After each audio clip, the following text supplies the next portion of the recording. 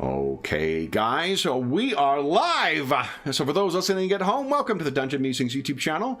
My name is Kevin Madison, and I'll be your friendly, what am I going to be? I'm going to be your friendly... Elder Master?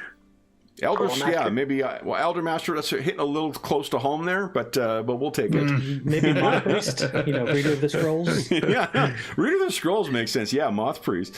So for those listening, welcome. My name is Kevin Madison. I'll be your friendly Elder Scroll Master today, because today we are kicking off a brand new sandbox campaign. Playing the Unofficial Elder Scrolls role-playing game. This is an amazing fan-made product that is currently in its 3rd edition with further revisions. The version we're playing is the version 4.1 of the playtest version of this. I have a link down below where you can get a copy of this if this looks of interest to you. We have been playing a number of pickup sessions and sort of, loosely connected sessions in this one for the last couple of months now, just because it's really become a great fun game to play. And now that we have an opening on Friday, we are going to be running this as a sandbox game with a rotating cast of characters. And tonight is our first trip into Skyrim for that. And with me today, we have a full house of players. I'll go the order I've got you guys on the screen here. Why don't you tell us who you are and who you're playing tonight? Now, first up, we've got John. Everyone, I'm John, and I'm playing Kastaba Kadavi. He is a ex-bandito Khajiit that is now a follower of Stendar. Nice. Next up is Dave. Hey everybody, I'm Dave. I'm your resident armorsmith. And, sorry, Dave. Yeah, long week. You don't have to say that. Because if you don't, Dave will.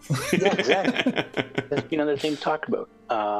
And I'm also playing a Khajiit, and it is Sabaka the Still, who was a pre-gen that I loved, so I'm going to keep playing him. And yeah, he's a rogue. Very nice. Next up is Jeffrey. Hey everybody, I'm Jeff, and I'm going to be playing Eric. He is a Nordic cat herder. No, just kidding. He's a warrior with a big giant axe and friend of the cat folk. Nice. Next up is Sean.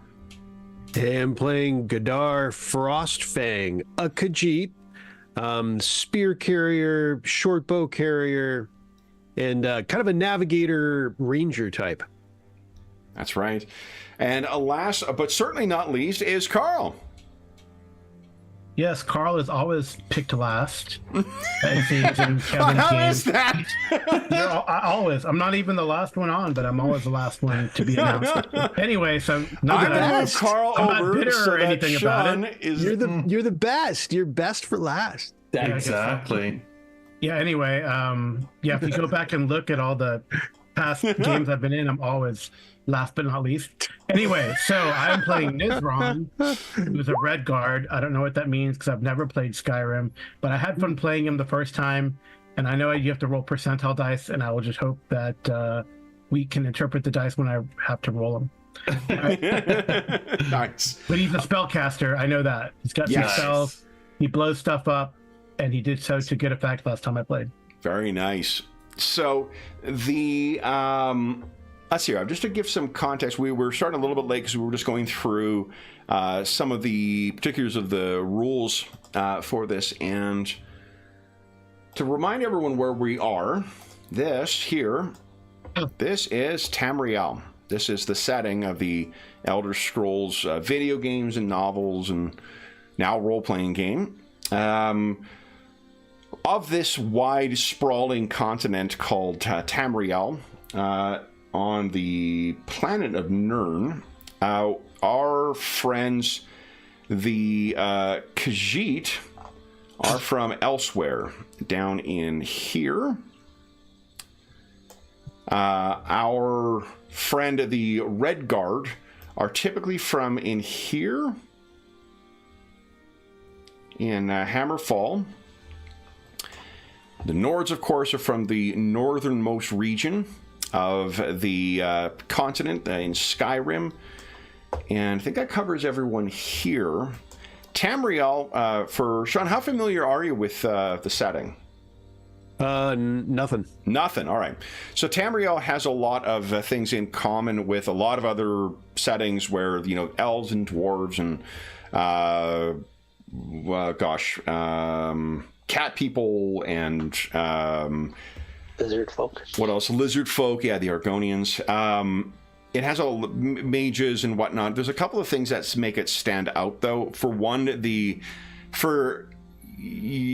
has a astounding amount of lore in it, and that is occasioned by a series starting with the game Daggerfall. They started basically baking in all the backstory of the setting in a series of books that you could pick up in the course of playing the games and read about the backstory. That's been carried forward, so there's now thousands of pages of history about this world, even just from the background stuff that's been added in the books you can read when you're playing the video games. The setting also puts a lot of tropes kind of on its ear. So while there are dwarves, they have been gone for 1,000+ years, longer. We are in the second era, 733 of the second era, technically, and they disappeared back in the first era. They were elves. There are a number of different races that have the suffix mer at the end of their name. So like the Altimer, the Dunmer, the Dwemer, the Falmer, all of those things with a mer, the Orzamer, including also known as the Orcs, that is an indication that they are descended from the elves, or they are a subrace of elves. The dwarves went missing. There was also another race of elves that dominated across the country, across the continent, called the Aliad, and they likewise have disappeared. The setting has an incredible deep history, but also a feeling in some ways of not changing. I say that because the setting of the Elder Scrolls Online games still feels very much like playing in Oblivion or playing in Skyrim, though they are separated by almost 1,000 years of history. Our setting, for those who are familiar with the Elder Scrolls universe, is in the year Second Era 733. That is about 150 years after the events of the Elder Scrolls Online game, and it is about 80 years, or give or take, before the rise of Tiber Septim, who will become one of the most influential humans in Tamrielic and Elder Scrolls history. One of the things we're trying to do with this campaign, though, I mentioned this to everyone who had not played with it, just like the games, we want you to be able to have as much fun with this without ever having to learn anything about the setting or know any of the context for any of that stuff. I will try to restrain my the trivia that I bring up, but I cannot promise that I will be able to resist all of that. So, Skyrim, the setting of our campaign, is the northernmost province. At different times in Tamrielic history, it has been part of a larger empire. It's now just called the Empire, but it's Cyrodiil. It's based out of a imperial city far to the south. At the time of our campaign, it has been around 300 years of chaos in the Empire. The least of which included a demonic invasion, an attempt by a necromancer to take over the kingdom, and a civil war that remains in place today. What would be called the Empire is split into two different sections. There are the Colovian estates in the west, and there is Nibene in the east. Nibene is more bent towards learning, philosophy, and magic. The Colovian estates are more towards trade, war, and martial pursuits. There's obviously crossover between all these things. Another thing that is great about the setting is subverting expectations even with the things that you see. There are plenty of characters you'll meet who seem very atypical for their species. It's another thing that makes the setting feel very evocative and very alive. I mentioned the split because it matters for the purpose of our campaign. Skyrim, as a province in the time of Elder Scrolls V, is a imperial singular province, but at this point, one of the smaller political units, Falkreath, is actually a independent kingdom and is allied with the Colovian estates, meaning that while you travel into the land of Skyrim by going into the kingdom of Falkreath, arriving first at Helgen, to get into actual the lands of the Nords in Skyrim, you're going to need to leave here. It means that Falkreath also has more cultural similarities to the Imperials than the Nords and what you'd find in all the rest of Skyrim. That, I think, is enough staring at a map and listening to me talk, at least for now. I'll show you one more map. Oop, where'd it go? There it is. This is a smaller map of Skyrim. And this is the modern day, but it shows you the sort of the breakdown of the different political units in there. Skyrim at this time is a place in a bit of chaos. Not the least of which because there is no unified power. 150 years ago, there were two rival kingdoms. That has fallen apart. Right now, there are just a number of holdings by different jarls, and they are trying to hold what they have together or trying to steal what their allies have. There are dark forces moving throughout the province. The once dependable companions, a mercenary, benevolent warrior society that people have relied on for assistance for over 1,000 years, since the time of the Skyrim or the Nord heroes first came to Skyrim. They have fallen to corruption. It's said that there are reachers that are out and praying in the land. Worshippers of the Daedric princes are said to have come here.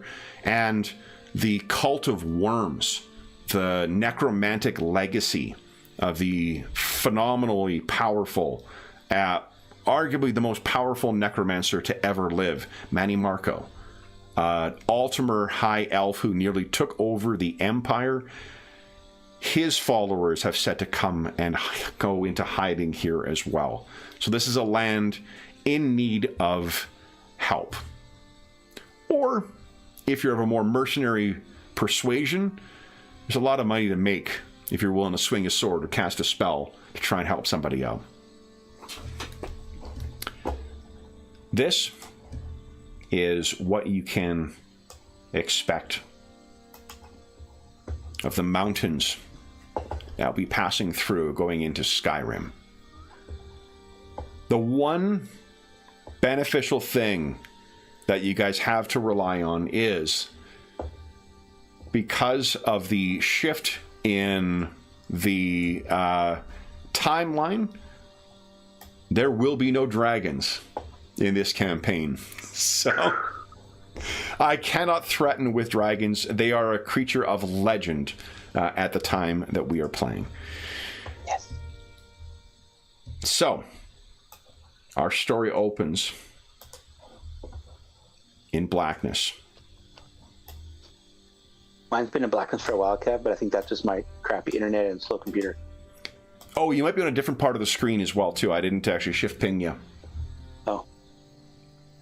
But let me see There's here. the old-fashioned, but I have dark vision joke. Yeah. Let me just get... I want to make sure that the dynamic lighting isn't on any of these, because that is possible. No, it's off on that. While Kev's setting up, just want to be so excited to tell everybody that I'm happy to be here. Happy to be playing Skyrim. I'm you're happy. here. Right back at you. Okay, so... And since the last time I played with Sabaka, I created a character in Skyrim, and he's already level 20. That's fantastic. I've been playing a lot of Skyrim lately. I don't know why. Okay, so what we hear is the sound of a creaking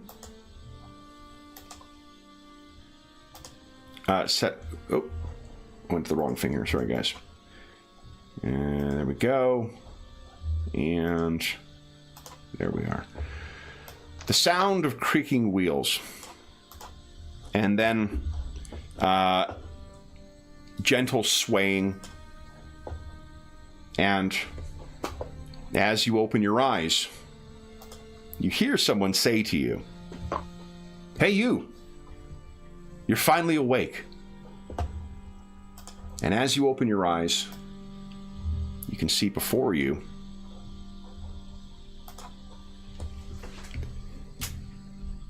that after days of travel coming from one of the border cities originally in the Colovian estates, you are now finally moving into what is, if not politically, geographically, Skyrim.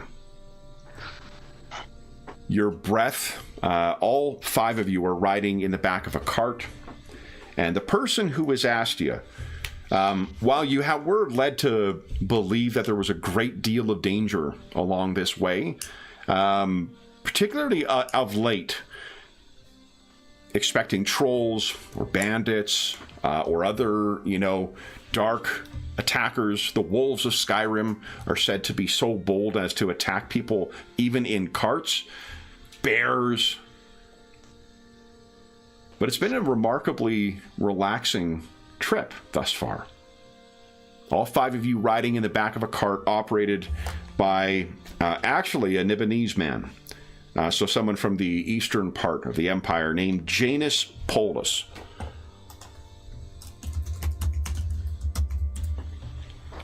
While it is not common necessarily for everyone to hire on with a wagon, when you have someone who is going to bring you along and feed you along the way, it's often a safe bet. It's also said that some of these caravaneers pay off local bandits to avoid their travelers being robbed. So whatever decision-making process that each of you, that led each of you to reach the point of riding in the back of Janus's wagon, that's where you find yourself. Your rations are not going to be consumed over the course of this, but you will need to make use of your bedrolls or your tents or whatever it is that you have. That's another thing actually was missing from your sheet, John, is you have a tent, but you don't have a bedroll. Yeah. So why don't we talk about who, if anyone, knows one another and the reason that you guys are traveling into Skyrim. I'll leave it to you to decide how long you've been out. What I assume is that you are looking to come and make your living as an adventurer, whether that is hiring on with the Mages Guild, with the Fighters Guild, in both of which are active in Helgen and otherwise in the Kingdom of Falkreath, or perhaps just trying to work out some sort of deal with the companions in Skyrim, or maybe the, is it Winterscale Hold? Winterhold. A mage's school that has been around for 1,000 years in Skyrim. All of those hire on different individual adventurers in addition to whatever else that you may hire on with. So, who would like to tell us first? I guess first off, does anyone know one another prior to this trip? You have spent a couple of days together now, so you have had an opportunity to get to know one another, at least in passing. But did anyone know each other before you made the trip into Skyrim? Well, I have a little bit of a background, so I could tell you guys that to see if that might connect any of you guys to my character. He comes from a family of enchanters, and we've so possibly from whatever city we've come from on this cart, and we've sort of fallen on some hard times, and so being the biggest and the strongest and probably the meanest member of the family, he's been nominated to head out into the wilderness and gather supplies, riches, but mostly soul gems that may be used to help bolster back the family business of enchanting. And so he's got a bit of knowledge in enchantment and a big fighting axe. So if you would have any connection to that, we might know each other. Other than that, I don't know specifically any of the characters. So perhaps then you were delivering something at one of the cities in the other far side of the mountains, and you're just traveling back, having made the delivery on behalf of your family. What kind of campmate is Eric? Is he a chatty Cathy? Is he a does a lot of the heavy work? Does he keep to himself? Who, me? Yeah, Eric. Oh, yeah, he's probably, I mean, if you come from sort of a merchant family, I assume that, he's got he likes to talk, so he would be attempting to start conversation with people. Okay. I could see, because Sabaka is also attracted to gems, I could see him overhearing Eric mentioning gems and getting all wide-eyed, thinking he would rob him, and then realizing, A, that's a terrible career move because his big Nordid probably chopped me in half, but also he doesn't deal in the kind of gems that I would like, but they're still gems. So maybe traveling with this Nord back into Skyrim might give me an opportunity to find the gems that I like. By also staying safe, by not being his enemy and, helping him in his endeavors. And it might be perhaps leaving, I don't stay in places very long typically. Being a very new thief tends to be, maybe people see things they shouldn't be seeing, or I'm rarely spotted, but Mm-hmm. What about Nizran, Kistaba, or Gadar? I'll throw out there that the Khajiits could know each other, because we have at least two of us, right? Is there three of us? Three Three of us, yeah. So that's a possibility. I'll throw that out as that we are. We've got not countrymen, country cats. We have a country cat connection, perhaps. Maybe minor. Could be either way. Just something that, you look around, you're like, oh, you can't help but look over and go. If not that, there is, I think that's an excellent idea as well. If not that, there is just the Khajiit, like many of the other cultures in Elder Scrolls, they are genuinely a foreign culture. They have certain cultural understandings, and there's not any other species in the Elder Scrolls universe where their physiology is dictated by what moon is in the sky when they are born, which is the case with the Khajiit. They also have a very specific tolerance for a specific type of sugar that they really enjoy and really love, but can, in strong doses, act as a poison for humans or myrrh. So there are I mentioned those only as two kind of ways where they definitely have certain things that just Khajiit would get. So there may be ways that you guys all sort of, even if you didn't know each other before, it's probably certain ways you would be able to fall into sort of common cultural touchstones. Mm-hmm. Absolutely. What do you think, Dave, John? Yeah, I'm for that. As far as Kistaba, he's got a little bit of history, maybe on the outer fringes of Skyrim, that he left in his past a long time ago. And now that he's older, because I picture more of a middle-aged kind of Khajiit just coming back to Skyrim. Now he's no longer a bandit. He's treading old ground again, just decades later. Mm-hmm. And he's, trying to make up for what he did in the past. And maybe Moon Sugar had something to do with that. Kistaba is also I think the only one in the party who is clearly religious as well. He worships one of the gods.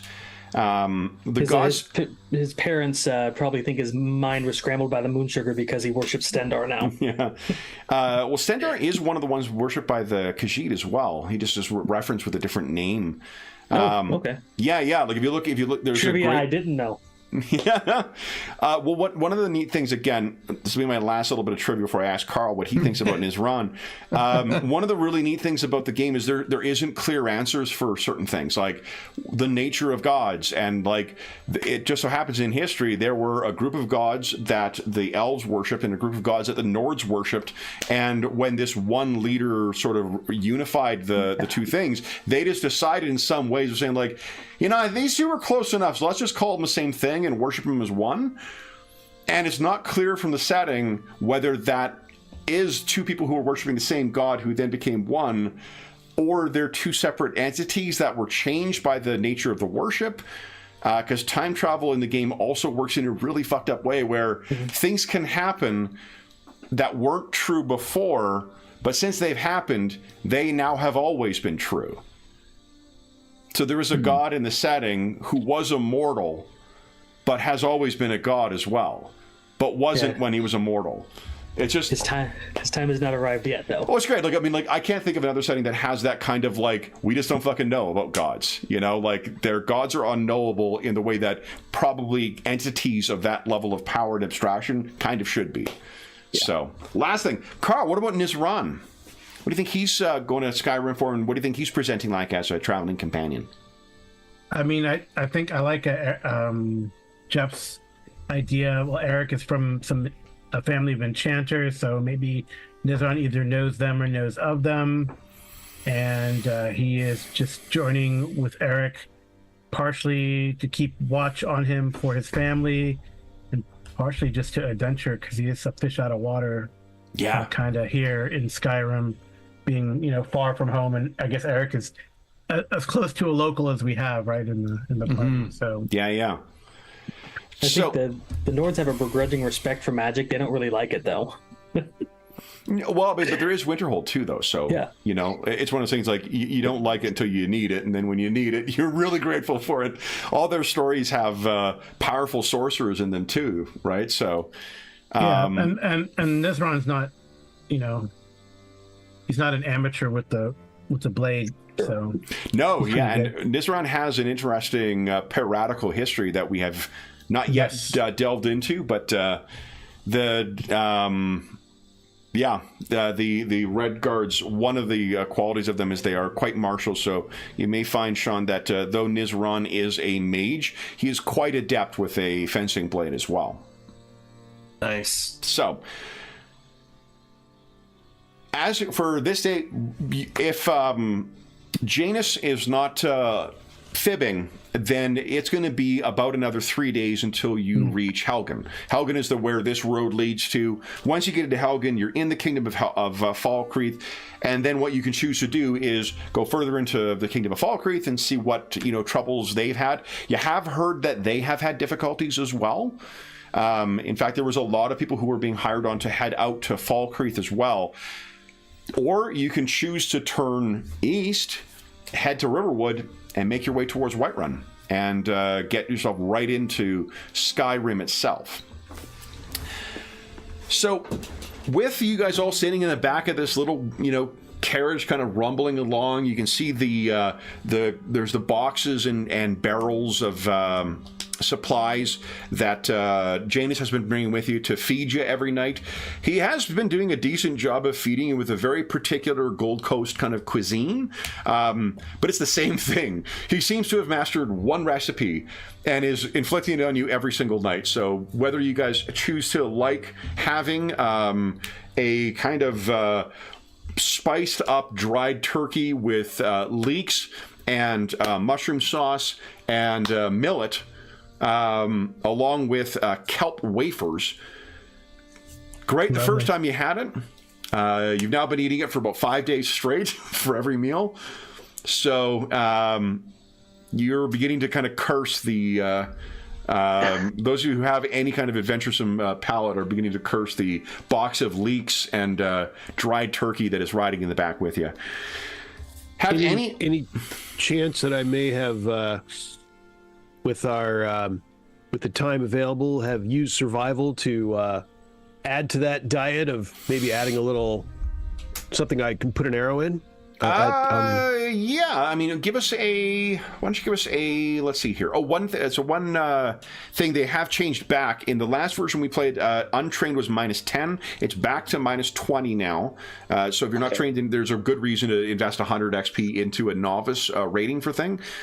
Sean, the only thing that means is that the character sheets are once again correct with the penalty for untrained. But I'm going to use the difficulty modifiers from for skill tests from Warhammer Fantasy 4th or Imperium Malediction, because I just prefer the +20, +40, and then -10, -20. So I just like that because it weighs things more in your favor. So, Gadar, would you give us a... Here's how, Sean, we are interpreting the dice rolls for it. If you have a positive modifier, you're going to subtract that from whatever you roll on the dice before comparing it to your stat. Okay. Okay? So why don't you give us a survival check, and I'll give you a +20 to this. I just want to get that first roll. I was just pandering for first. Let's see here. Well, there was going to be an observe roll coming up pretty soon, but okay. Doubles don't mean squat in this game, but if you guys roll between a 1 and your luck number, that is a critical. Oh, wow. Okay. If you happen to roll as well, luck kind of cuts both ways, though. So if you happen to roll your 100 or less down to whatever, 100 minus your luck bonus is, that is a critical fail. So the more lucky you get, the more lucky you are, the more likely you are to have a great turn of fortune or ill fortune. All right, so then you're going to subtract 20 from that. That gives you a -11. And so, yeah, you've managed to shoot something. In fact, why don't you, Gadar, give us an observation check too, please? Let's have everybody give us an observation check. Let's see. I'm Dragon. Ask you to Not a compare spell that check. to your perception too, please. Super fail. I like All games right. where it's called spot check. Observe. Okay. And then so compare whatever you rolled to your perception score. And as a reminder, you can choose to spend luck to re-roll a We're failed comparing it. test. It's supposed to be under your perception. Yes, equal to or less than your perception score. Okay. That's PRC. That is correct, yeah. Yep. PRS is your personality. Okay. Gustavo, what are we talking So I about? succeeded. Okay? Gustavo is reliving flashbacks. Yeah, how long has it been since he's been back in Skyrim? At least 15 years. Okay. So he's like, this is a good ambush spot. They're all good ambush spots. I will show you. This was the panoramic view, but allow me to show you what your average... I think this one in particular is one he might have used in the past. This is what you could expect from your trails in Skyrim. Yep. So... Yes. Yeah, they are very tight. So the map layer, put your tokens down here. There we go, guys. So the reason, so I think in his run, that's less than your perception, right? Yes. Yeah? Did My anyone else perception's get a success? 39. No. Awesome. Wow. I rolled 2 less than my skill, so that's good, right? That's better. That's, Then your stat? than my stat, yeah. Yeah. Yes, yeah. So both of you. So Gadar might have muttered, because you have managed to down something, but it's probably a game bird or something like that here. Nizran, you happen to notice as well, though, that there was several missed shots, and it was at a series of ravens. It seems like there has been a raven that has been following you. Why don't Nizran and Gadar each give us a lore check, please?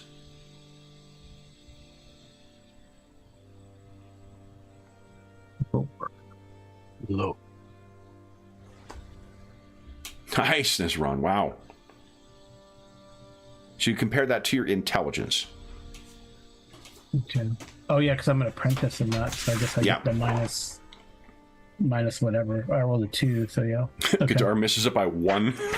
So I mean, Gadar, you may curse the he's fucking ravens. But Nizran, you've also noticed this as well. Mm-hmm. There's a number of things that at first, you think there's ravens in Skyrim. That's just, one of the birds that you will find quite often in here. But you seem to be seeing the same one. You're fairly certain it's the same one that is following you along. And while they are quite clever animals, there's just something. Gadar has missed this one the 3 times he's tried to shoot it.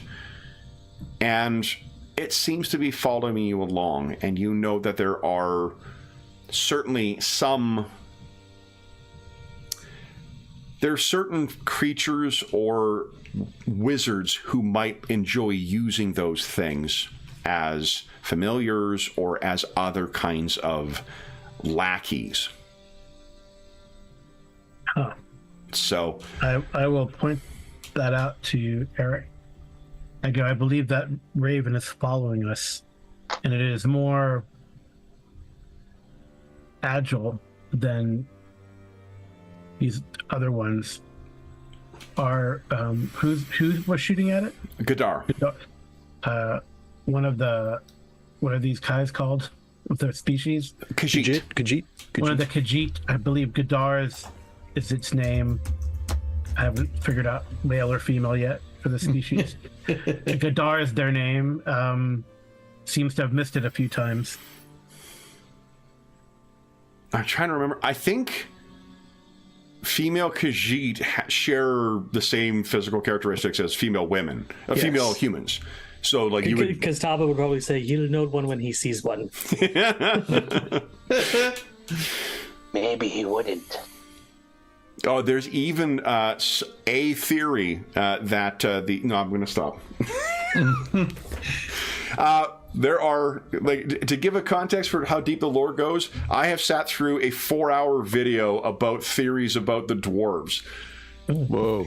But one topic, a very specific thing where there isn't official lore on it. It's amazing how much available information there is about the setting.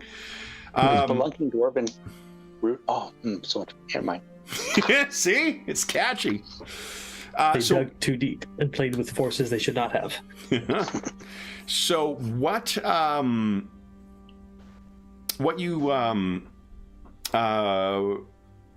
can tell Nizran is, or what Eric, I guess you would like. Yeah, there's ravens around, Skyrim. They're also a popular part of iconography and carving, stuff like that. But why don't you give us a lore check there, Eric?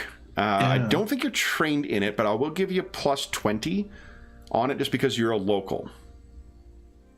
So you'll roll and you'll add 20 to the or subtract 20. So that'd be a 6, and your intelligence is a 40, isn't it? Yeah. So just because it has been mentioned, one of the ways that I mentioned that there are Reachmen who have been spotted in Falkreath. The Reachmen are one of the cultures human cultures in Tamriel that really don't get along with the others. The inspiration most definitely, I think, has in part the abhumans from 13th Warrior, but imagine them, but with a much better understanding of technology and magic. So they have steel weaponry or iron weaponry and magic, and they keep well to themselves. They also seem to devote themselves quite happily to some of the darker Daedric lords. For those who don't know the setting, the gods, the Aedra, are the ones who created the world. The Daedra are similarly powerful entities, but they did not participate in the creation of it. There has been also at least one Aedra who was either transformed or was otherwise ended up becoming a Daedra. The Daedra aren't necessarily evil, but a lot of them are. And if they worship the Daedric lords, you could think of it as worshiping demons in a lot of ways. And one of the darker things you would know about these is there are tales of a specific coven of witches, a very specific kind of magecraft, secret and hidden only among orders of druids, or who live among the Bretons to the west, or among some of the hag ravens that live among the Reachmen. It also could just be a clever bird. They are very smart. How do you think Eric would land as far as... He would ask Nizran, you think this bird is special in some way, possibly? Without a doubt in your mind, Nizran. Yes. It could be danger. Maybe we should warn Janus. Hey? We're almost there. We're breaking for dinner soon. Well, we should be wary at the very least if something's following us. Yes. Something related to those. Be on your guard, Janus. There's strange creatures afoot. Strange creatures? Did you see something? Yes, a raven. He slumps forward and stays there for a moment. Comes up, a raven. Not Eric. just a normal raven. Just a very pretty raven. He looks back and he sees it squawking along. It's been following us for days now.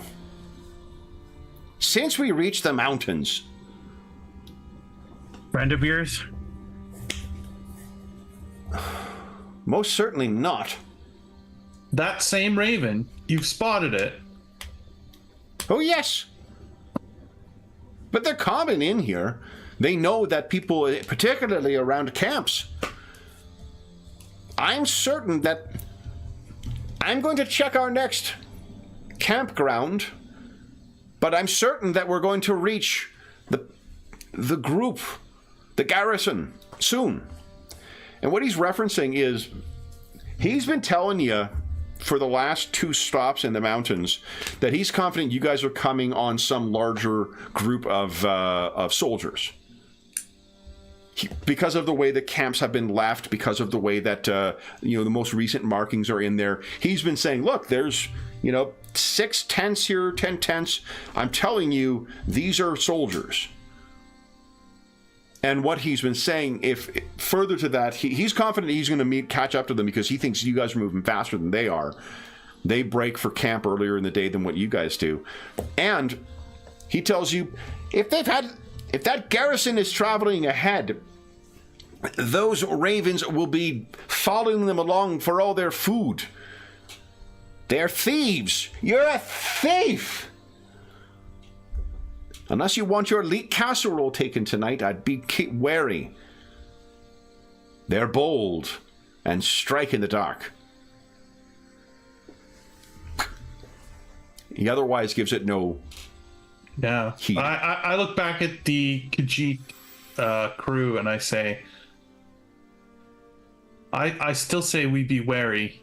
Everyone keep your eyes open. Yes, indeed, will do.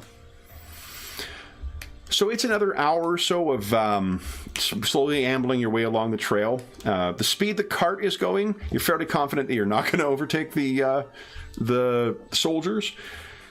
But you go into the next one and you guys begin unloading everything. Getting the camp set up, your own things.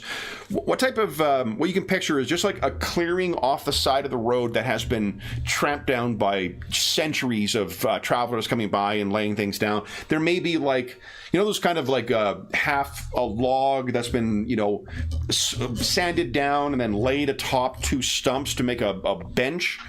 There's stuff like that. There's some fire pits in here. It's a place where caravaneers or anyone traveling back and forth will be able to stop as they make their way through the mountains.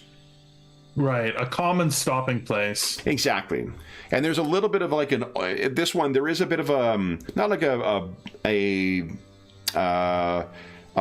like a cabin or anything per se, but there is a bit of an overhang. So there's a place where you can get out of inclement weather. If it was raining or snowing, you wouldn't be safe from the wind necessarily, but at least you wouldn't have it directly falling on your head. It's not a comfortable place where you would necessarily want to camp, mind, but... It would be, I think, Godar's habit to, as a ranger type, to be kind of scouting. So he would want to, if possible and appropriate, he's not otherwise needed, he would like to be up ahead some and kind of in the brush. He prefers to be in or if there might not be any, but I mean, if that would be his practice. The thing is, if you're traveling that way, I'm going to ask you to make a resilience test, because that's going to be absolutely fucking exhausting to try and keep pace with the traveling all day. They're traveling for 8 hours, and you bushwhacking for 8 hours. Even though you're a woods person, it's still going to be a tiring endeavor.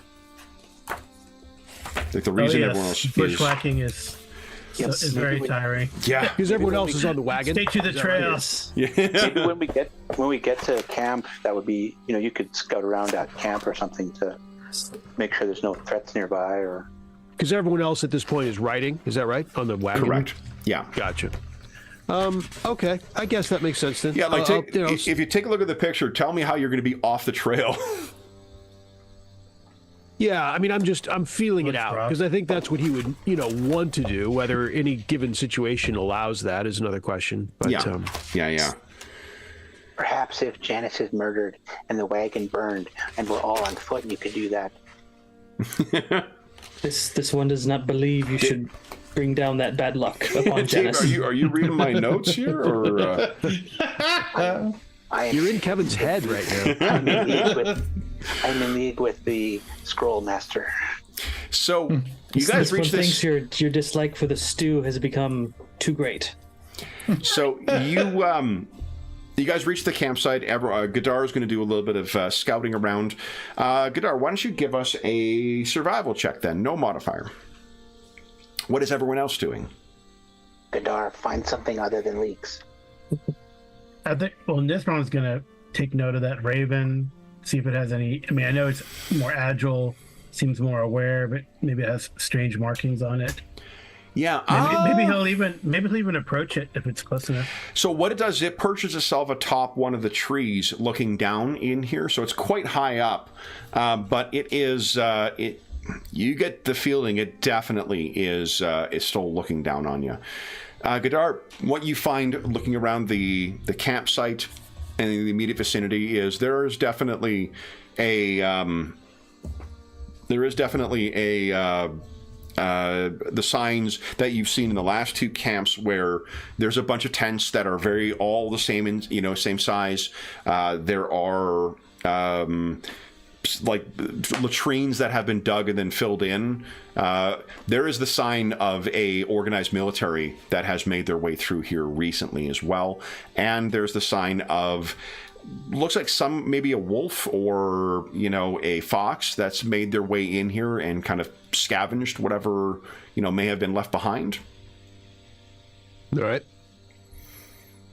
So, okay, if I see Nizarin examining or watching the raven, I'm gonna get some food, some crappy food that we're tired of, and bring it over to him and say, if Janice thinks this raven is just following us for the food, maybe we should put some out where it can get it and see if it comes down to eat it.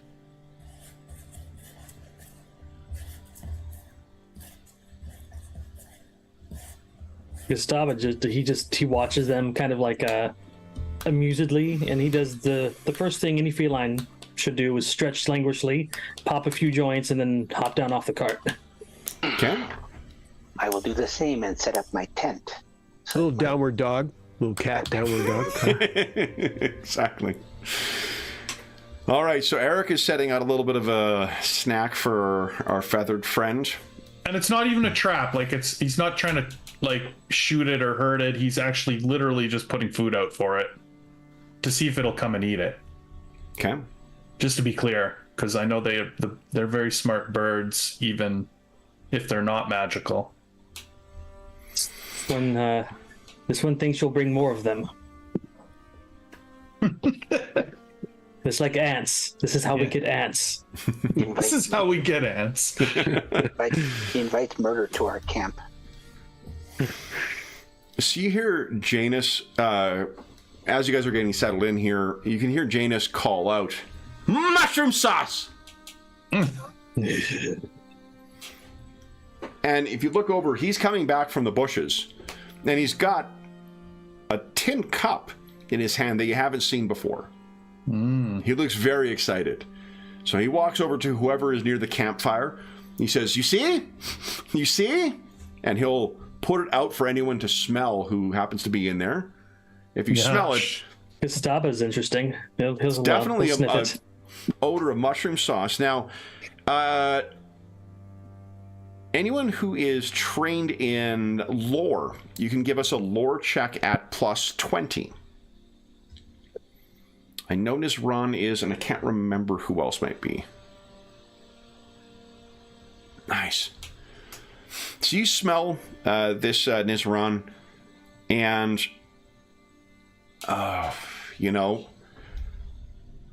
so all across the Empire, even before it was, there is a specific mushroom sauce is a very popular condiment to put on, or sauce, to put on a number of different dishes. The origin of that mushroom sauce comes from a specific dish that became popular with the Imperial Legion. To this day, the Imperial Legion still serves mushroom sauce with every meal because it's always the way that they maintain that one of the traditions in this military, even after the split between the Clovian estates and the Nibonese. So you smell it in this run, you're like, yeah, it may be that one of the estates, one of the cities to the south is sending reinforcements that are legionnaires up there. This is definitely mushroom sauce from a legion. Do you say anything, Nizran? You might be muted there, Carl. I let him know. Mushroom sauce. Legionnaires are nearby. I guess this is a Legionnaire camp we've been trailing. Or Legionnaire formation we've been trailing. Godar yells over, I'll second that. Seems to be tense here before. You think you're maybe a day behind at this point, Godar, based on the placement of the tents. And the mushroom sauce, while notoriously long-lived, shall we say, it takes a preserving quite well. This likewise likely smells quite fresh too, Nizran. Stubba looks at Janice and says, "This one wonders, will we catch the Legionnaires?" Oh, I've told you, most certainly. Tomorrow, I'm certain. Gustavo looks a little bit concerned. No particular reason. His ears go down. Can you tell roughly how many there are from the tent? Can I, Kevin? So Godar, you can tell it looks like there's about maybe 8 tents and probably 6 in each, so almost 50. Yeah, okay. I mean, that's the kind of estimate he's looking for. Yeah. Pass that along. Tens or hundreds or just one, little group or what. Yeah. Godar passes up the temptation to tell him 5,000 and just tells him 50. Okay. Wise to not upset our large Nord friend. Oh, just for a moment, but understood. With the his proof, or at least his suspicion, proven true, Janus happily begins cooking the turkey leek and millet stew once again. And I'll bring my whatever I got. Did you say? I think you said. Yeah. It was probably. I'm trying to think of what the game bird would be in. A ferret or something. Yeah, maybe. You could have killed somebody's wild chicken. Don't kill a chicken, the whole First town thing- will come after you. Yeah. So he adds that in and says, "Oh, it'll be even better." And he's got his mushroom stew cooking on one, little pot, and he's got the millet cooking in the other one. And he's got his the turkey soaking with leeks in the other one. It is a really nice meal, but he only apparently knows one recipe, so it'll be yet another evening of that. Anything you guys, you do to kill time around camp, you think, or? I think Kostaba will take a moment or two to give some prayer to Stendar, thanking him for the safe passage so far and to guard their camp against the wiles of the Daedra and Nice. the worshippers. Okay. Are you doing it silently or out loud? How do you think that works? No, he definitely gets down into like a meditative position and, not like shouting, but he definitely speaks in a audible voice. Well, you may not know Gadar's from the Reformed Church of Stendar, so there's going to be clearly a religious schism between the party. I mean, I think Gadar's.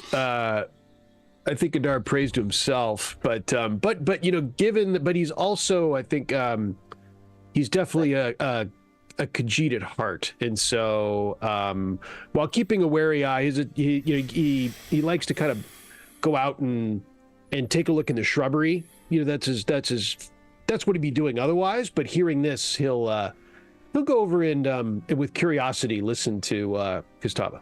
Okay. Yeah, Stendar really doesn't like the Daedra, and a lot of his worshippers go out of their way to hunt down Daedra worshippers and take and seize Daedric artifacts so that they can't be used. Yeah, and they're also the. So I would encourage you to take a look at the lore on this, because that actually might be more.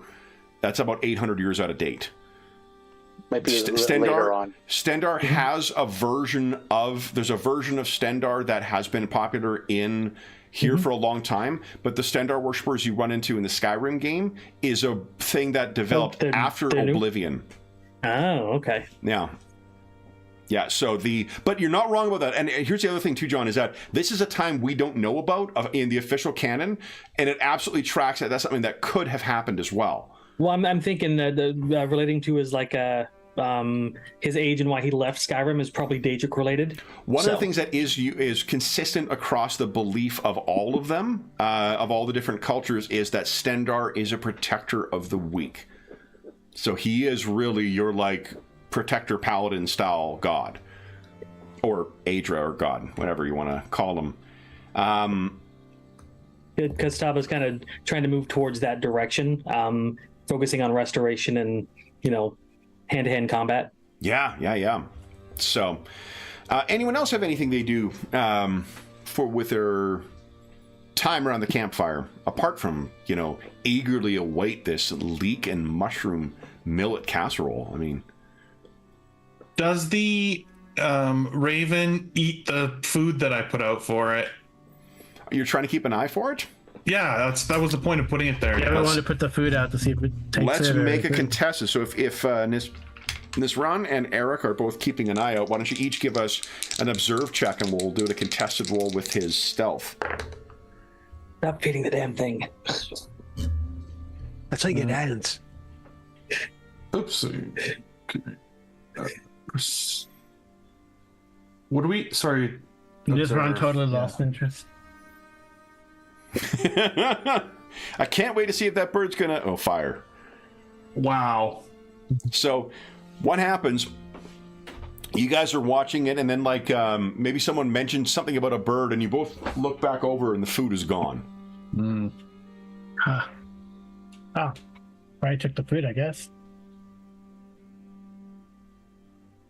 So otherwise, unless there's anything else, if no one wishes to fill the evening with talk, Janus can tell you about some of the more interesting individuals he's escorted across the mountains down into Falkreath over the years.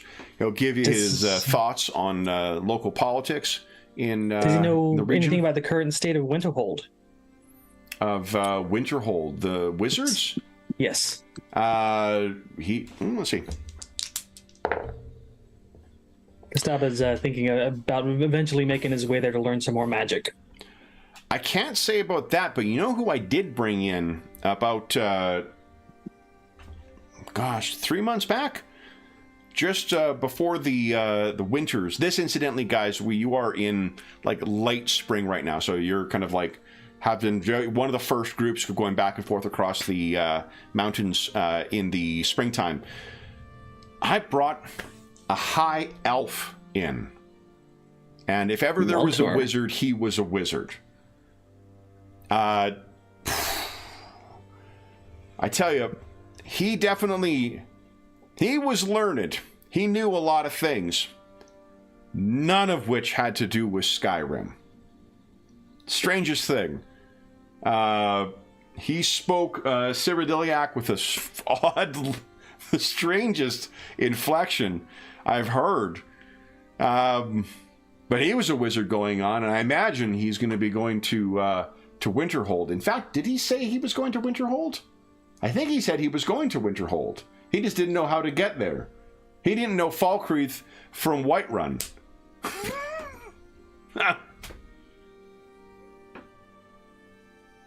Interesting. Well, thank you, Janice. Yeah. He was an interesting one, but not as interesting. Did I tell you the time about the Argonian gambler? Because let me tell you, he actually did tell you about that 2 days ago. So you guys can feel free to hear his story about the Argonian gambler once again, or you can choose to politely disengage. Anything else you guys wish to discuss or talk about? Has the plan of what you five are going to do when you reach Helgen, forgive me. So we're stopping off at Helgen first and not Falkreath? We're just He's bringing you to Helgen, and he's going to go on to Falkreath if you wish to carry on to Falkreath. But Falkreath will be to the west if you wish to stay in the Kingdom of Falkreath. The east is where you'll be going into Skyrim. But Helgen is also, because it's effectively a border town at this time, it's also quite busy. So there's opportunities abounding there. Maybe we can look for opportunities there. Maybe there's a good chance of finding a widow or potential widow who is looking for her husband and sons. Maybe. Mm-hmm. I hear Helgen's where everything starts. Well, I'm sure there's nothing bad that would happen going into Helgen. Adventure and riches is what I seek. Dragon, I saw a dragon. Yeah, for Carl and Sean, that is the way the game starts, is with you going into Helgen, and then a dragon shows up and kills everybody and trashes the town, and you run screaming away. So nice. Yeah, we're too early for the dragons, though. Yeah. Hey, Falkreath has, in Skyrim at least, has a graveyard that's dedicated to fallen soldiers. Do they still have that in this era? Well, this is 800 years before Skyrim. They probably do at this time, but whether it's like fallen soldiers, depending on what conflict you're talking about, because if it's a conflict with an independence war, the most recent conflict has been between two rival kingdoms in the west and in the east of Skyrim. Okay. And Falkreath itself has been separate for several hundred years now, and will continue to be separate up until at least the ascension of Tiber Septim. Okay. Not for nothing, he's a reacher, remember? So then, and I suppose Kostaba doesn't have much pulling him towards Falkreath, and I think Whiterun is on the way to Winterhold. He's not that good with geography, though. Winterhold is pretty much your first big stop off. I can bring you guys over to the map if you want to take a look here. So this is, I'm going to zoom in on the Tamriel map just because it's, I think, a much prettier one, and it has, I think, all the important destinations on it. Let's take a look here. Wood, Whiterun, and then Nobody likes Windhelm. We should just avoid that city. Is it a bad place? The Skyrim, it's Yeah, it's a different era. Yeah, it might actually be a nice place this time. It's one of the two port cities. Has the Winterhold fallen into the sea halfway yet? I don't think so. I can't remember offhand right now, but so this is where you guys will be coming in. Is you're on this road right now, heading down into Helgen. From Helgen, you can choose to go. Actually, you can go east as well towards Rifkin, for that matter. Some of the most gorgeous terrain you'll move through in Skyrim. So home of the Thieves Guild. Riverwood is on the way and is part of the holding of Whiterun. Whiterun, there's not a central point necessarily right now, but Whiterun is a good central point to serve as expeditions out. It's a full-on city. Falkreath is the capital of the Kingdom of Falkreath and is going to be more close culturally to the Colovian estates and the imperial culture. There will be adventure to be found in either places. Actually, any of the places you choose to go to. Yes, Taba is of the mind that we should find some way to build our reputation in Helgen and potentially Riverwood before we go into big cities. Well, it's also worth taking a look at how much money you have. Yeah, a lot. Because I think that you guys are on average rocking between about 25 and 50 drakes. That is going to be gone as soon as you start having to pay for your meals and your lodgings pretty quickly. We need to find work. Work that pays. Staba, this one believes bounties on bandits are something to make money with. Not only bounties and bandits, on a meta level, guys, I have a card of monster bounties that is from another game for D&D, but I'm going to reskin it. So every town you go to, there will be different bounties that you can potentially pick up and go and try and track down that will be completely different everywhere you go. Staba votes for bounties. Makes sense to me. Let's go. Some sort of work. As we stick together, I'm assuming. Well, you here are the only ones I know so far in the north. Same here.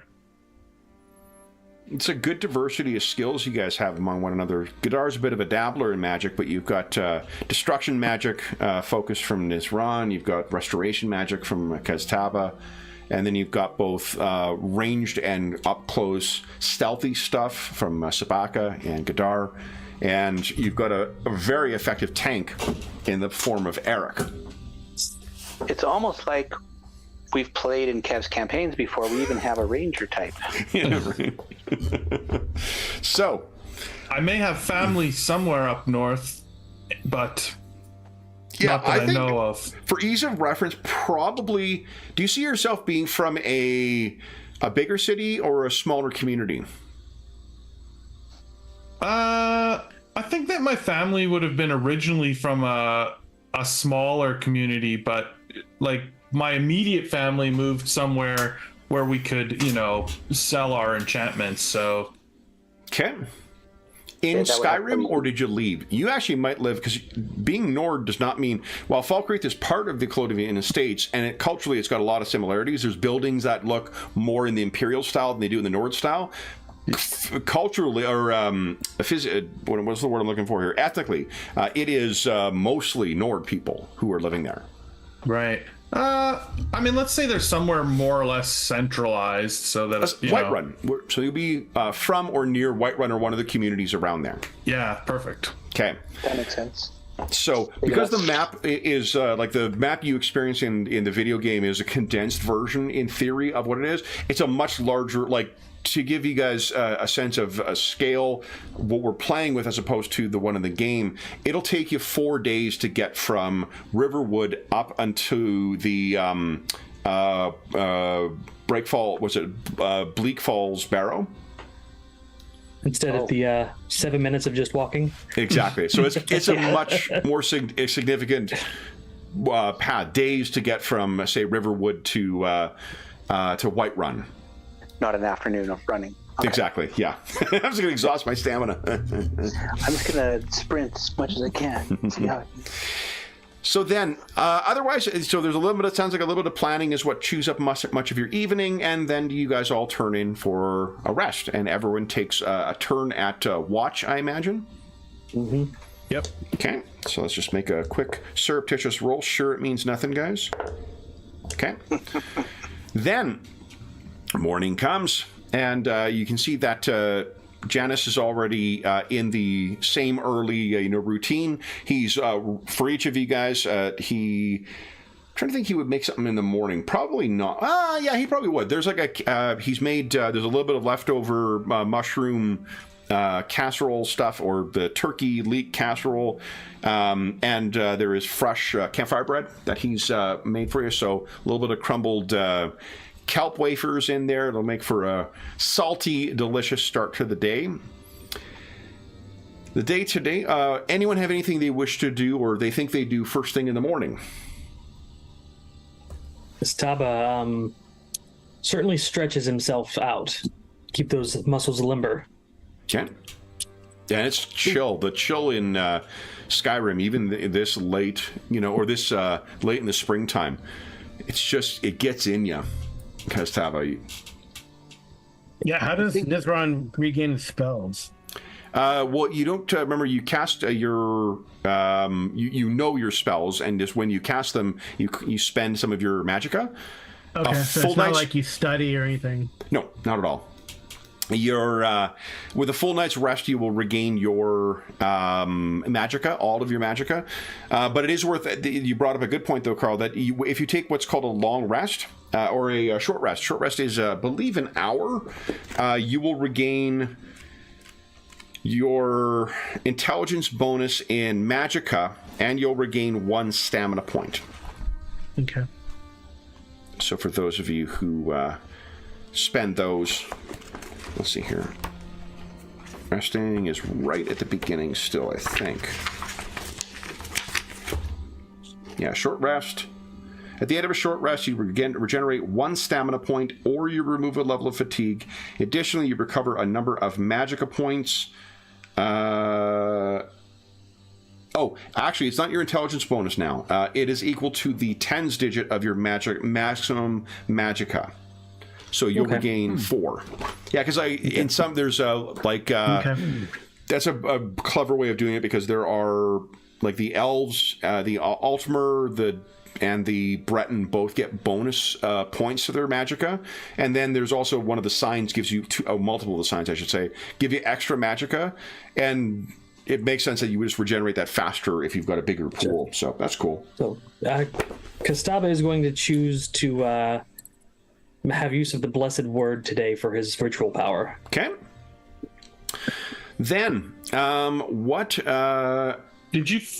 sorry, Godard, did you see any water around here on your scouting?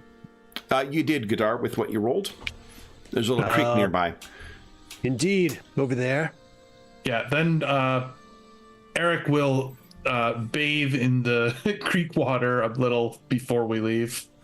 Okay. Riding in a cart all day is... It is... Have you ever... Well, you're in Canada. Have you ever swum in the river in Canada? Oh, yeah. Yeah. It's cold. Yep. Oh, yeah, it's cold. I'm Nord. Well, yes. I'm used to it. Yeah. Jeff is literally Nord, too. Like, no. I've swum in the waters of an Alaskan river, so, yeah. Yeah. Oh, yeah, it's cold. Yep. I broke my foot jumping into a stream. It's also good for you. Banff. Well, yeah. But as long as it's late enough in the spring, yes. Yeah. Early in the spring, you're getting that runoff, and it's a good way to get beaver fever. So, well, if there's beavers around, are there beavers in this game? So it's called beaver. Oh, in this game, I actually don't know if there are beavers in Skyrim, or at least in Tamriel. There are some large rodentia, but we won't get into. Yeah, skeevers. Oh, right, there are rodents of Beaver is not beaver. Unusual size, exactly. Skeever fever. Beaver fever. Yeah. Rats the size of beavers. That's a So- venereal To, disease. I'm going to orient myself as a ranger type might do so. So just a little ritual of observing, the location of the sun, and I have direction sense, and so I look around and kind of get myself grounded of where we are. And Okay. So you definitely have a sense of where you are, and give us I think navigate is a skill. Let me see here. it is. Yeah, give us a navigate check, please. This one will be plus 20. Okay. How does that compare to your intelligence? So a No. 30? My intelligence is 32. So that'll be. Oh, so there you go. Yeah. See, it's exactly as Janice said. It's going to be, maybe 2 days before you reach Helgen. So you're making pretty good time. I will. I'll mention that casually to Justin, Janice. Okay. So he says, I told you. You had doubts. Of course not. But you seem to know where you're going. Of course. He gestures at the road. You follow the path. Huh. And he points up at the top of a tree. Your friend is back. And you see there's another raven perched on top of the highest pine looking down in the campsite. How far away is the creek where Eric is bathing? He is probably, I don't know, like maybe 30 feet away. It wouldn't be that far for you. Would build these campsites in a place where there is accessible running water. I just wonder if I could yell. So it's yell distance. I'll go, your crow waits for you, Eric. I'll, give out a little. And Eric is doing that thing in spite of the cold, because you've actually got frost resistance as a Nord. So you're, splashing this freezing cold water on your bare chest as you're cleaning yourself up. Yeah. Steam is coming off of him as he's drying.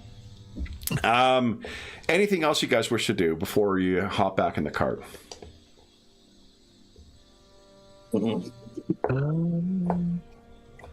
Find a way to get warm. Because it's going to be cold all day again. It really is. I got some frost resistance too somewhere. Why am I not going to Hammerfell? It's much warmer there. It's much warmer there, most definitely. Oh, it's my partial fur. It's particularly warm. Yeah. With Frost 1. Toasty. Gustavo also has a nice toasty chest piece. Nice. Nizran, is it warm where you are from? I am guessing it is, but can you tell us a warm story? Because I've been on the ocean in a squall or two. Mm-hmm. It's cold. Yeah. I think it's the Azure Sea is the one that's on the north. That's what around, like, it sails around Breton and then down into or Daggerfall, around where the Bretons live, and then down towards Skyrim. So it's really the coldest of the oceans. So yeah, most definitely. Although he's a sailor, so he's been all over. Yeah. That's So, what I mean. yep. Pull your coat up and get ready to go. So another day of creaking along. No one is dozing off this time, but let's have everyone give us another unmodified observe check, please. That is a crit fail. Yes, it is. I'm blind. Oh God, I'm blind. How do you know it's a crit fail again? Crit fail is for all. I think all of you guys have a luck bonus of 4, so it'll be 27 or higher. 27, 28, 29, 100. Not what 97 or Would I say 27? Yeah. You guys did 27. That's Wishful thinking on my part. Sorry, guys. That's a house rule, right? That's a house rule and a half right there. very dangerous. Very At least we're not playing with lucky or unlucky numbers. 74% of the time, guys. I'm sorry. You insisted Another on putting crit this in fail. hardcore mode. Another crit fail. Yeah. Another crit fail. I think Kastaba's just eyeballing that raven like he don't like the look of it, and it's just flashbacks of some distant past. Yeah. I'm going to bank that crit fail unless you're spending a luck to reroll. No, bring it. All right. So I'm just going to make sure I make a note here. crit fail. It's going to be about 3 months coming, but George still has that nat 1. That is a check in the mail in Night Below.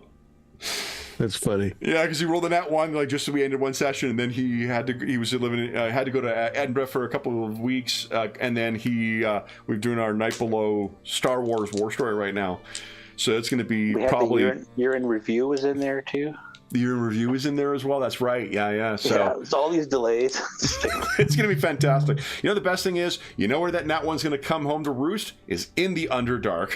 So, all right. So anyway, did anybody succeed? Anyone roll less than their perception? No. I don't think anyone did. No. Mm-hmm. Does anyone wish to spend a point of luck to re-roll? I will give it a try. Okay. Remember, your luck refreshes at the start of each session. Right. No. That was worse than before. So. Luck is the green bar? Luck is the green bar, correct. No one else? Kev's like, this is great. It's not a single one. Well, I got a nat 1, I got a critical fail I'm working with already here, so, you know. As long as I don't crit fail when I'm swinging my flail around, I'm happy. Are you familiar with how surprise works in this? Yeah, you can't defend. It's really bad. Well, flails can't defend anyway. I'll re-roll. Observe. What was it again? What do we observe? Observe, please. Yeah. Observe. Give it a shot. Yeah, mine is It's wrong. Oh my god. Why is it plus 20? What is it? Untrained. Oh. Yeah, the untrained wait. modifier. Did you say with a plus 20? No, we're just There we No. go. Guitar, here we go. You got your dependable, attentive Catman. So you guys are Thank all looking goodness. around. And, yep, Kestaba still has the crit fail. So, what you guys find, Gadar, is this is later in the day. And you've heard Janus say multiple times that he is going to, we're going to catch him today. We'll find him today. Don't you worry. We're going to catch up. We're making good time. You're very certain that you're not going to, because that one old mule that drives this, pulls this carriage, it, while incredibly tough and much stronger than what you would expect, it does not move at a fast rate. You think you could likely get out and walk if it wasn't more uncomfortable to walk along these roads in that way. So perhaps you're half listening to that, and you know that because of the high woods that are around you, Kadar, even later in the afternoon, it is going to start casting really long shadows in here because of the looming trees on either side. And it's a time where you're grateful for your Khajiit eyes, because you can see in the dark quite easily. And you can see not one, but a group of ravens seemingly circling maybe a half mile ahead of the road and on the right side, the east side of the trail. I will call that out. And I say, look forth. There's something there. We should seek to know what it is before riding into it. So Janice looks up and says, what? Well, there's your ravens there. You were looking for them. And they're busy. They're busy about something. Yeah, you need not, if you got training in survival, which is, I think, Gadar, does Kestaba have training, a novice in survival as well? He does. Kestaba does. Yeah, okay. So, Eric, all of you would know that circling birds like that in this area probably means a carcass. Yes. Mm-hmm. Something died. Let's find out what it was and see if its attacker is still there. Janice says, wait. What's attacking where? Where those birds are, and I pop off the wagon. Okay. Who's coming? If anyone, possibly no one. I'll come with you. Gustava groans Pulls audibly. the and reins back. We'll go What are you- stealthily. What are you saying? An I'm going to ambush? take a look. Well, not necessarily, but we don't want to ride into something unknown. Be on alert, I call out to everyone. Gustava says, just to placate Janice, might be bandits. This one thinks we will make sure it's safe. All right. Nizron, I'll stay with the cart and our driver. And I'll move like halfway up, but Yeah, since I'm mostly. I've got my. Oh, if you get into big trouble, accent. fall back, if you would, please. We'll try not to lead trouble here. Yeah, it's worth noting, It's okay. Sean, being outnumbered in this game because of your limited number of action points can really get yourself in trouble quickly. All right. So, So we don't What? fight on our own. We come yeah. back. If you have the game at its core owes a lot to Dark Heresy and to Mithras or Rune Quest 6. So if you're familiar with any of what to have, expectations as far as combat is concerned, yeah, that is one thing to weigh in mind. Weighing in against 5 opponents is a surefire way to get yourself smushed. With a look at Sabaka, I will head into the brush. Okay. We'll sneak F. And Kastaba, are you going with your Khajiit yes, the companions? Khajiits are going. He'll groan as he gets down into like stealth mode and slink ahead. Okay. So then, and Eric, I said a half mile ahead is where this thing, where they're spotting the crows. Or are you planning on staying with the wagon, or are you? I'm moving. I'm gonna follow them, but at like, let's say, at least 100 meters behind them, kind of thing. Like staying enough away that like my presence won't be the first thing that triggers somebody. Kind of like carefully following, I guess is the best way to put it. Okay. So then, why don't we do this? Because you're keeping your distance back, Eric, why don't Kastaba, Sabaka, and Gadar give us a stealth check, and Eric give us a stealth check at plus 20 because of the distance you're keeping back.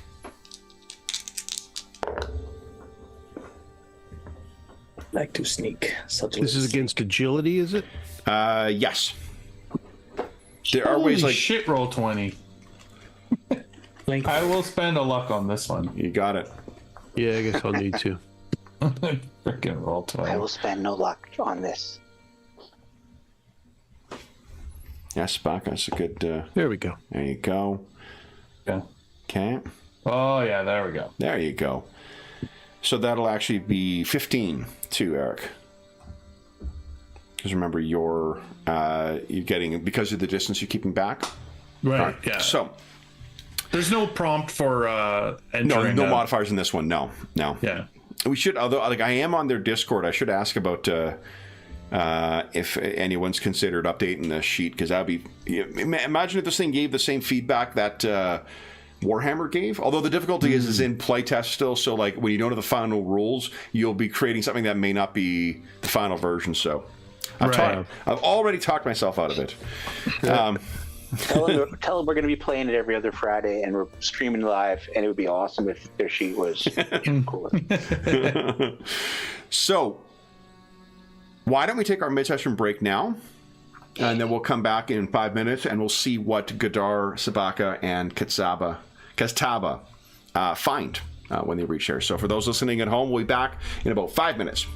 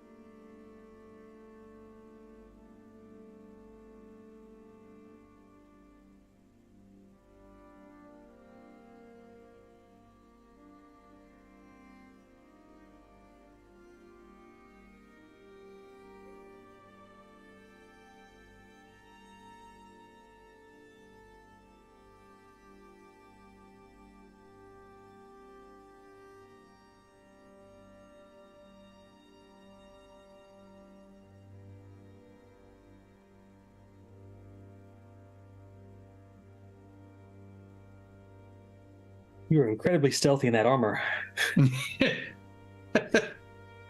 I'm being cautious for my friends, my new friends. I want them to be attacked due to my negligence. You know, the problem with traveling with 3 catmen is curiosity. Absolutely.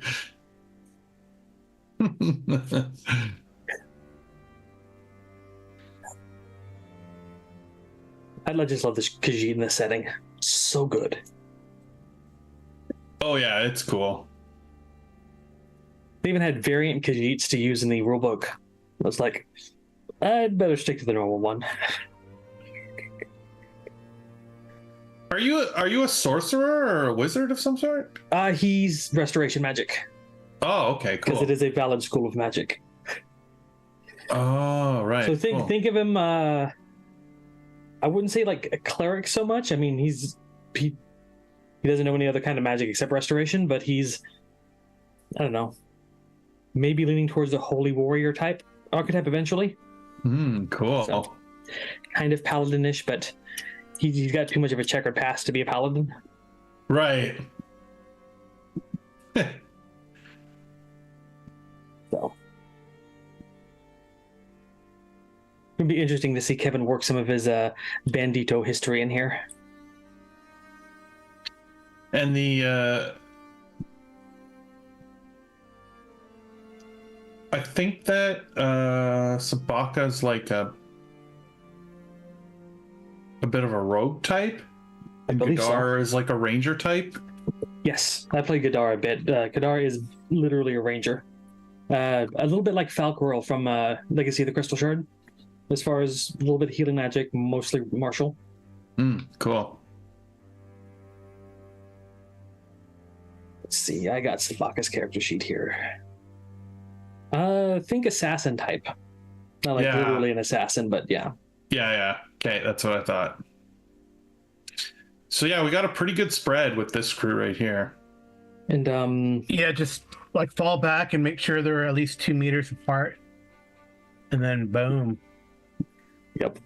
Make sure you're not in the 2 meters. Oh yeah, you want to fireball people? Yeah, I have like fireball, fire bite, and bolt. So bolt for the. Okay. We don't do a lot of damage. That's the only thing I noticed. Like, oh man, it takes so long. Oh no, to kill it things. depends on the rolls.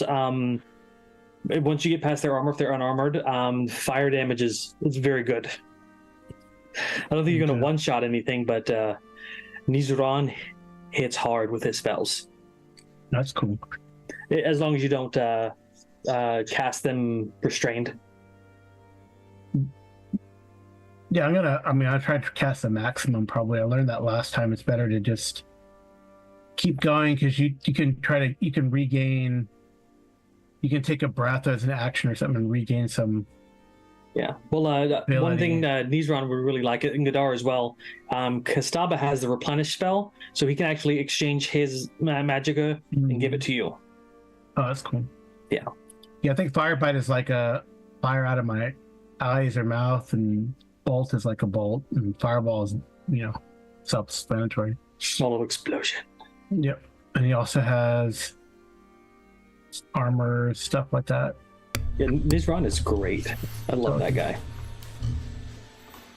Awesome. Hey, everybody in chat. We should have played him. No.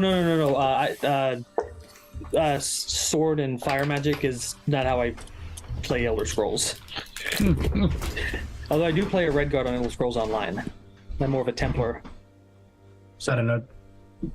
I don't know what that is. I know the Templars were betrayed by King Philip the. Oh. And sorry, I poured my coffee because forgot to grab it. Is it King Philip the Fair? He's had some weird moniker, but because he owed him a lot of money. Because they owed him a lot of money, he decided to make a deal with the Pope and make them heretics. Positions of power, yeah. Yeah, and I say it's pretty interesting that if they were that evil, well, I don't know. It's pretty interesting. So, like on his when he was being burned at the stake, the head of the Templars cursed both King Philip and the Pope, and they both died within a year. So, you know. Mm. Are you talking about a game, or are you talking about just in? No, in real life. Oh, really? Well, Okay. he said he played a Templar. I said I don't Yeah, know it's just history. quoting the real Templar history. There is a neat game from Osprey called it's like Legacy of the Templars or Treasure of the Templars or something like that. Oh, it's like a role-playing game? Or a role-playing game, yeah.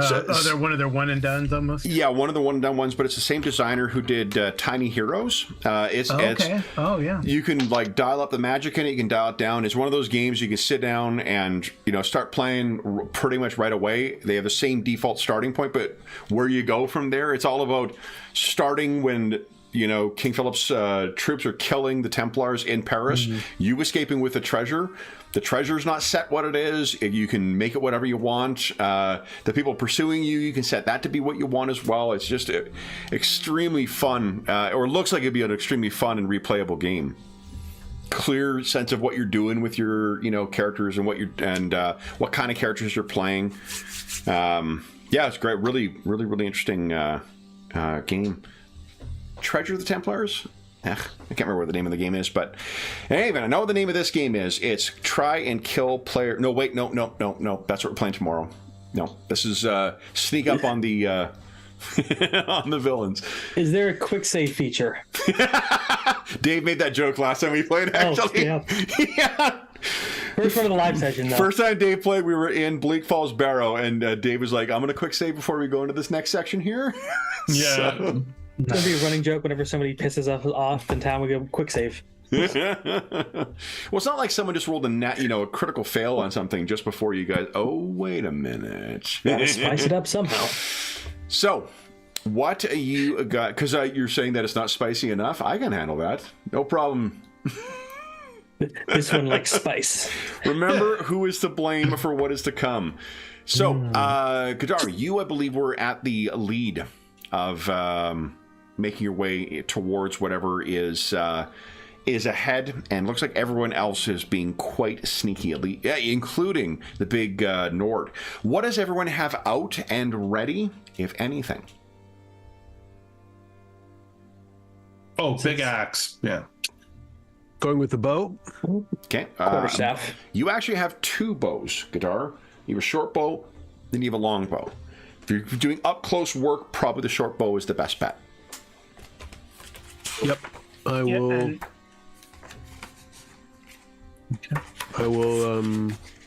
Oh yeah. Cool. Mm-hmm.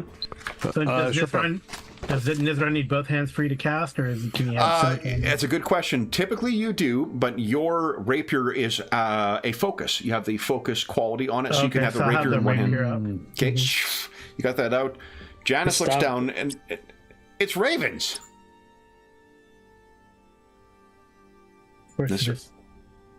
When you draw your rapier, Nizran, that's what he says. Maybe. Okay. Sit tight. Is he an old dude, or is he like a? He's no. I mean, he is probably in his mid-50s. Well, I guess that's kind of. Sit tight, old man. He's not old then. It's really the sliding scale of that stuff as we go. Yeah. Right. Totally. He's old to be surviving in the old in Skyrim terms, right? Yeah. Sabaka and Kastava, what do you guys have out? Kastava has his quarterstaff. Okay. Sabaka? Sabaka has a crossbow. Looks over at Gadar and goes, are you planning on killing chickens with that? Just kidding. Me? No. I won't taunt you while we're trying to be stealthy. So, as you make your way towards the camp, what you find is that there are sounds coming from it.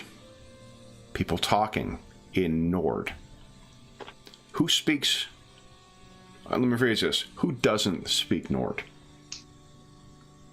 So you do not know. Everybody else can clearly understand this.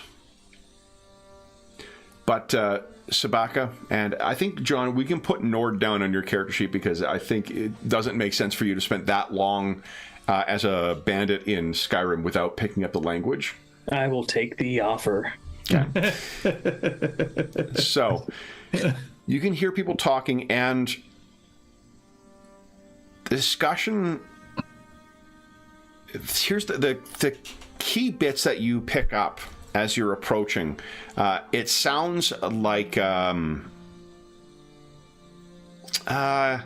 don't you each give us an observe check? So see how much you can pick up from this. And this will be either intelligence or perception. Because I think it's more a matter of making sense of what you've heard than it is seeing it. So Sabaka, no. Kastaba, no. Gadar, I think that's probably a success, right? So this is where the bad hearing that I've removed still comes into play mechanically? Yeah, really. I succeeded. Okay. 2 levels of success. So what you hear, Gadar. So I'm only, for a lot of times, this level set doesn't really matter. Whether you succeed or not is going to matter. It's only in contested rolls where it matters.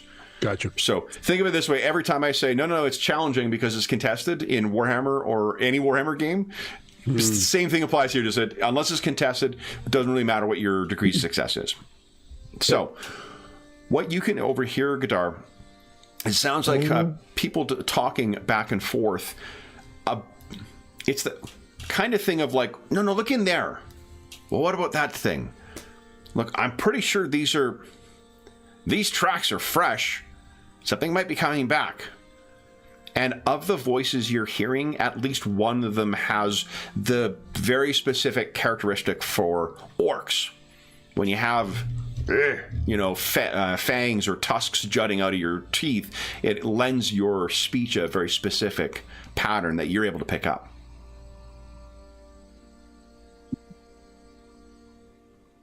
And I hear, how many voices do I hear? I hear 2? At least 5. Oh, 5. Yeah. So I whisper 5 different voices, 1 orc. They're tracking. They're tracking something. They've found some. And you listen. They're referencing tracks, but it doesn't seem like they're tracking something. You're going to be able to get close enough to, let me double check those stealth checks. Okay.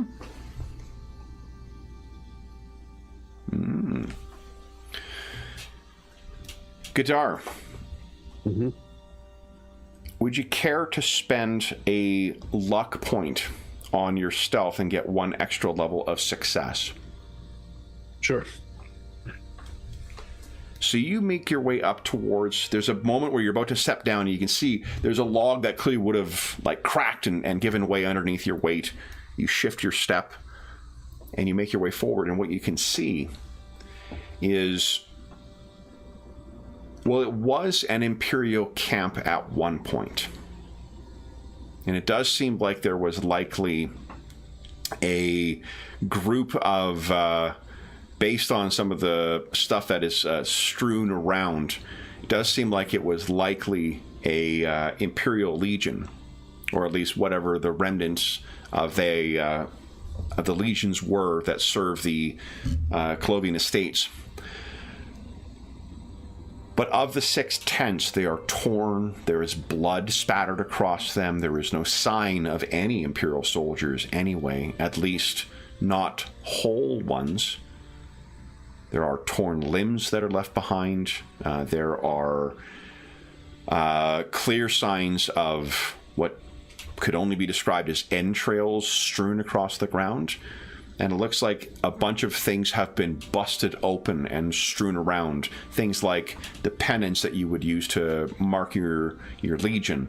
It doesn't even seem as if the entire camp was set up in here. That is the first thing that kind of catches your attention. And then it is the roughly 10 people who are poking around through here. And these are all wearing what can really be best described as Skyrim bandit chic. This is an example of the Nords who are in there, rooting around through what's left, and there are at least 3 orcs among them as well, Orzamer. I'll give you 3 orcs beyond the 10, or part of the 10? Part of the 10. Mm-hmm. One of the things that is also characteristic of Tamriel is, while there is definitely elements of racism towards certain of the species in Tamriel, there's also a curious kind of cosmopolitanism, because the history of the different species are so far back, and people have moved all over. You can find people from almost every ancestry living in almost any part of Tamriel. You know, it's had enough time and enough mobility for people to be traveling all over. Kastaba settles up near Gadar, and he whispers, "This one wonders, is there blood on the weapons of the bandits? Or on them? Did they do this?" If you're looking, Gadar, it doesn't appear to be. Honestly, Kastaba, just from reflecting on a past life, I think, Sabaka, you can assume you've made your way over here too. And Eric, you are moving pretty quietly. Do you want to risk moving up to where everyone is? Yeah, I mean, if they've all stopped at a spot where they're, sort of watching from, I think I would continue to sort of sneakily approach. Okay. If I feel that I'm not, like, alerting, Yeah. So you're doing a really great job. Your cousin, the hunter, would be very, very impressed with how well you are approaching this. So when you make your way up, you look in as well, too. And Kastaba, what you're looking at, this does not give you the impression of bandits going in, slaying people at a camp and then going through the stuff afterwards. There's a couple of reasons for that. For one, there would be a lot more blood on all of the, not only the weaponry, but on the surface of these people. So there are literally like lower limbs that have been torn or busted off from Imperials, Legionnaires, and left behind, seemingly with big bites out of them as well. That's not the kind of thing that would, a bandit would go in and do. The other thing is the temperament of these 10 bandits. They seem frustrated as hell. They're looking around, they're kicking stuff over, trying to find anything. And the way that they're muttering and talking to each other makes a sense of like someone else has beat them to this. And directly above, you can see all the crows circling over this place. Kastaba, you're fairly confident of one, these are definitely bandits. That no one travels along this heavily armed and this lightly equipped without being bandits who are raiding from some central point.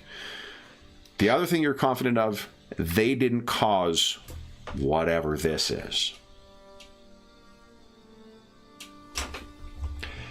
Nisran, let's cut back to you for a moment. So, what you have been subject to, Nisran, over the last, 5 or so or 10 minutes as the others have been sneaking forward to this, is yet another story of when Janus was attacked, or bandits set upon him while making his way along here. Nisran, would you give us an observe check once again, please? And you might be muted too, Carl.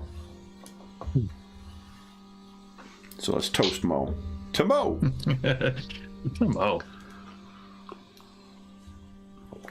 I am also certain that Mo would love this game. I believe that's a success. It's under. Yes. So Nizran, while you're listening to Janus and natter away about this other thing, what are you doing? You've got your rapier out. I'm like examining the trees, looking around, making sure that whatever has caused the commotion up ahead is not, doing a sort of classic, flank flank the good guys type of maneuver. Yeah. So your, if I may be so bold, piratical thinking does actually afford you some benefits, because you can see further down the trail, it looks like someone has misjudged how deep a depression is and has accidentally stepped out of cover and then tried to throw herself beneath it again. Let me see if I've got... Ahead of, for us. On the road near you, yeah. Someone has been watching the road and someone has been approaching you. And where these guys are like off the road, they went off the trail a little bit, or they your guys went off, to the right. They went off the trail and kind of bushwhacked towards about a half mile ahead. This is about maybe, I think the game uses meters. Is that right, or is it yards? Meters. It's meters for sure, because it reaches in meters. It's about maybe 50 meters up the road, so like close to where it would bend towards the other direction. What you see is just a face, and let me show you what that face looks like. I didn't load the full illustration, but I think the face will deliver.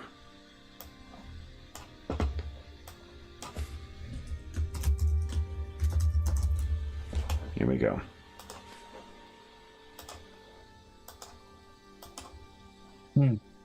Hey, there is an orcish woman who is trying to sneak up on you, and I don't think you need to make any kind of roll to tell. She has both hands down in the kind of way you would if you were carrying a concealed bow. Okay, so what's the range on... They're far away. These guys They're are far super away. far. Yeah, spells have a extremely... You want to drop into initiative? Yeah, our guys are really far away, but maybe if... We're 800. We're about 800 meters away. Yeah. So let's just do this. So Nizran, why don't you? I think I need to add your turn in here. Roll 1d6 and add your initiative score to that, please. And let me roll for. Where is that? It's not INT. Where is it? Initiative is at the top on the middle bar where your attributes are on the right-hand side. Your initiative is a plus 11, though. Okay. So 1d6 plus 11.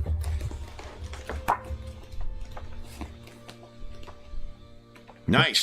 So if you could add 14 as your turn order there. I'm just checking to see what our bandits... I tell Janice to take cover. There's someone sneaking up on us. Oof. At least one. I just had a little bit of a Shadowrun flashback there. So that'll be one of your minor actions to say something. Okay. Yep. Fucking love Shadowrun. Okay. So you didn't have any issues with... I need to go back and watch it, because there's always seemed to be issues with that. There's issues with 6E, but there's issues with every edition of Shadowrun. Yeah. I really loved 6E. I think I'm going to use some of the optional rules from the companion next time I run it, just to have more of the way that armor worked in previous editions. There's optional rules to reintroduce that. But I really, really enjoyed it. Okay. It felt just super fucking fun, and everyone had cool things to do. I got to use... Magic tended to run away in previous editions. I don't know. Yeah, it is to a degree in this one. The balance felt good. Part of it is just adventure design. So I had everyone had something to do. So Jeff's character had the all-important role of trying to draw fire from the sniper drone so that Ingolf's character could spot it, and then Sean's character could shoot it, while Brent's character dealt with the fire, smoke, lion spirits that were breaking their way in through the wards. God, I love that game. All right, then I actually lose initiative. So, this run. If you could set your 3 tokens in front of you, Got him. what would you like to do? You have 3 actions. You have to take at least 1 right now. And if I recall, so spells, I can, as long as I don't do, I can do more than 1 spell as long as they're not all combat spells. Correct? Exactly. You can always do 2 attacks, and that includes attack spells. But you can cast 2 spells you can, and you're not. You can spend all 3 of your actions now, and then like spend a stamina point to get a 4th one if you wish. You can, spend 1 and then wait and see what this orc does. She's about 50 meters ahead right now. I think the first thing I do is cast armor. Okay. I get all my turns, or it goes back and forth. I don't remember. Your choice. You can choose to. Right. That's why we're using the tokens, is because. Gotcha. Like you can choose to then sit back, and then once you go, she'll go, and then I'll go back to you and see if you've got anything else you wish to do. Yeah. Well, I'm gonna cast armor. Okay. So go ahead and roll. Armor is alteration. So Yes. go ahead and give us an alteration roll. Okay. One thing I fucked up before too, on a failed roll that doesn't critically fail. Nice. Then you can. You always spend 1 stamina. Another thing that's changed is that they've changed the way that willpower bonus works for certain of the defensive spells. You have to have certain talents in order to add your willpower bonus to certain things. So let me double check I your have armor. armor 1. Yeah, I said armor 1. I forgot I gotta declare many points and stuff I use. But Oh, that's okay. So 1 is, hold on, defensive. Yeah, so that spell has something called Defensive Overload. In this version of the rules, you have to have either the Mage Guard or the Arcane Defender talent. And then what you get to do is you can spend the spell at full cost, and you get to add your willpower bonus to the defense. Because you don't have that, you're going to get 1 armor, but you can reduce the cost by your willpower bonus plus 1. It's 7 normally. yeah, What's your willpower bonus? 4. 4. Wow, So that's only going to cost. So that'll cost you 2. 2. Okay. 2 magic. And then What's your armor look like? I think it's like a nimbus of fire that's just coruscating across the body. Okay. And then I'm gonna, if they haven't seen me or they haven't noticed that I've noticed them, I'm gonna take a firebolt at her. Yeah. So she will be able to defend. I'll spend an action point. Oh, I got to get my tokens out, guys. My goodness. Madison, fucking Bush League DM. I'm telling everyone else to get their tokens out, and I don't do squat. Come Tokens on. out. Here we go. All right, so she has to evade this. But the way you decide is whether you're overloading it. With your attacks, you can, if you spend the full cost for your spell. What level is your firebolt? It says I can spend 8 MP to make it 1d8 plus 4. Yep, that is level 3. Firebolt 3. Yep, that's a level 3 one, so 1d8 plus 4. Yes. Okay, go ahead and make your check, your destruction roll. Okay. And I failed my evade. I'm looking at quickly. I think it's success. Destruction 76, yes. 76. Yeah. And it is a contested roll. Oh, sorry, I did succeed, but you beat me. Because remember, we hover over and see what your tens digit is. You got an 8. I got a 3. Oh, okay. So what's it look like as you tag her with this fireball? And let me set up a. I'm gonna not snap, but like flick and point. Yep. And this bolt just kind of shoots in that direction. So D8 plus 4, I guess. Right? Yep. And magic goes right through armor. So her armor will not assist her with this. 7 points. Nice. Okay.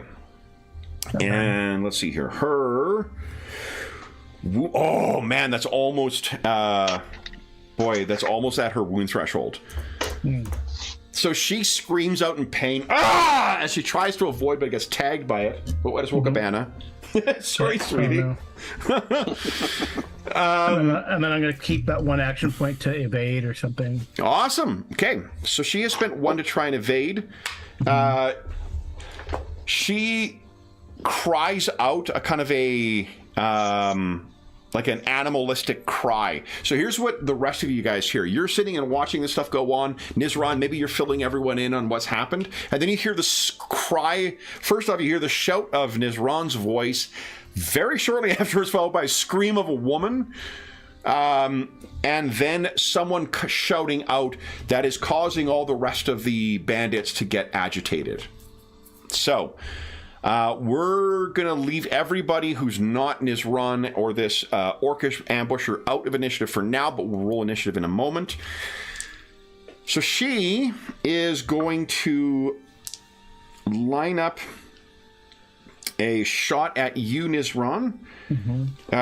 You can choose to ward, or you can choose to evade if you wish to defend. Oh, what was... Shoot, I wonder if I did the bars wrong. So I did blue is like what I thought was... Yeah, no, blue's your magicka. You're doing it just for... Okay. Yeah, perfect. Okay. Yeah. All right, I'm gonna... Ward was like... I could put up like a barrier, right? Yeah, basically it's a block. One of the advantages with that is evade is a contested roll, so you have to beat me. Whereas a ward is just, as long as you succeed, I roll damage and I just can't get through the break rating of your ward spell. Yeah, I'm gonna do ward. Okay. What is your ward a at 1 or? Yeah, it's ward 1. Ward 1. Okay.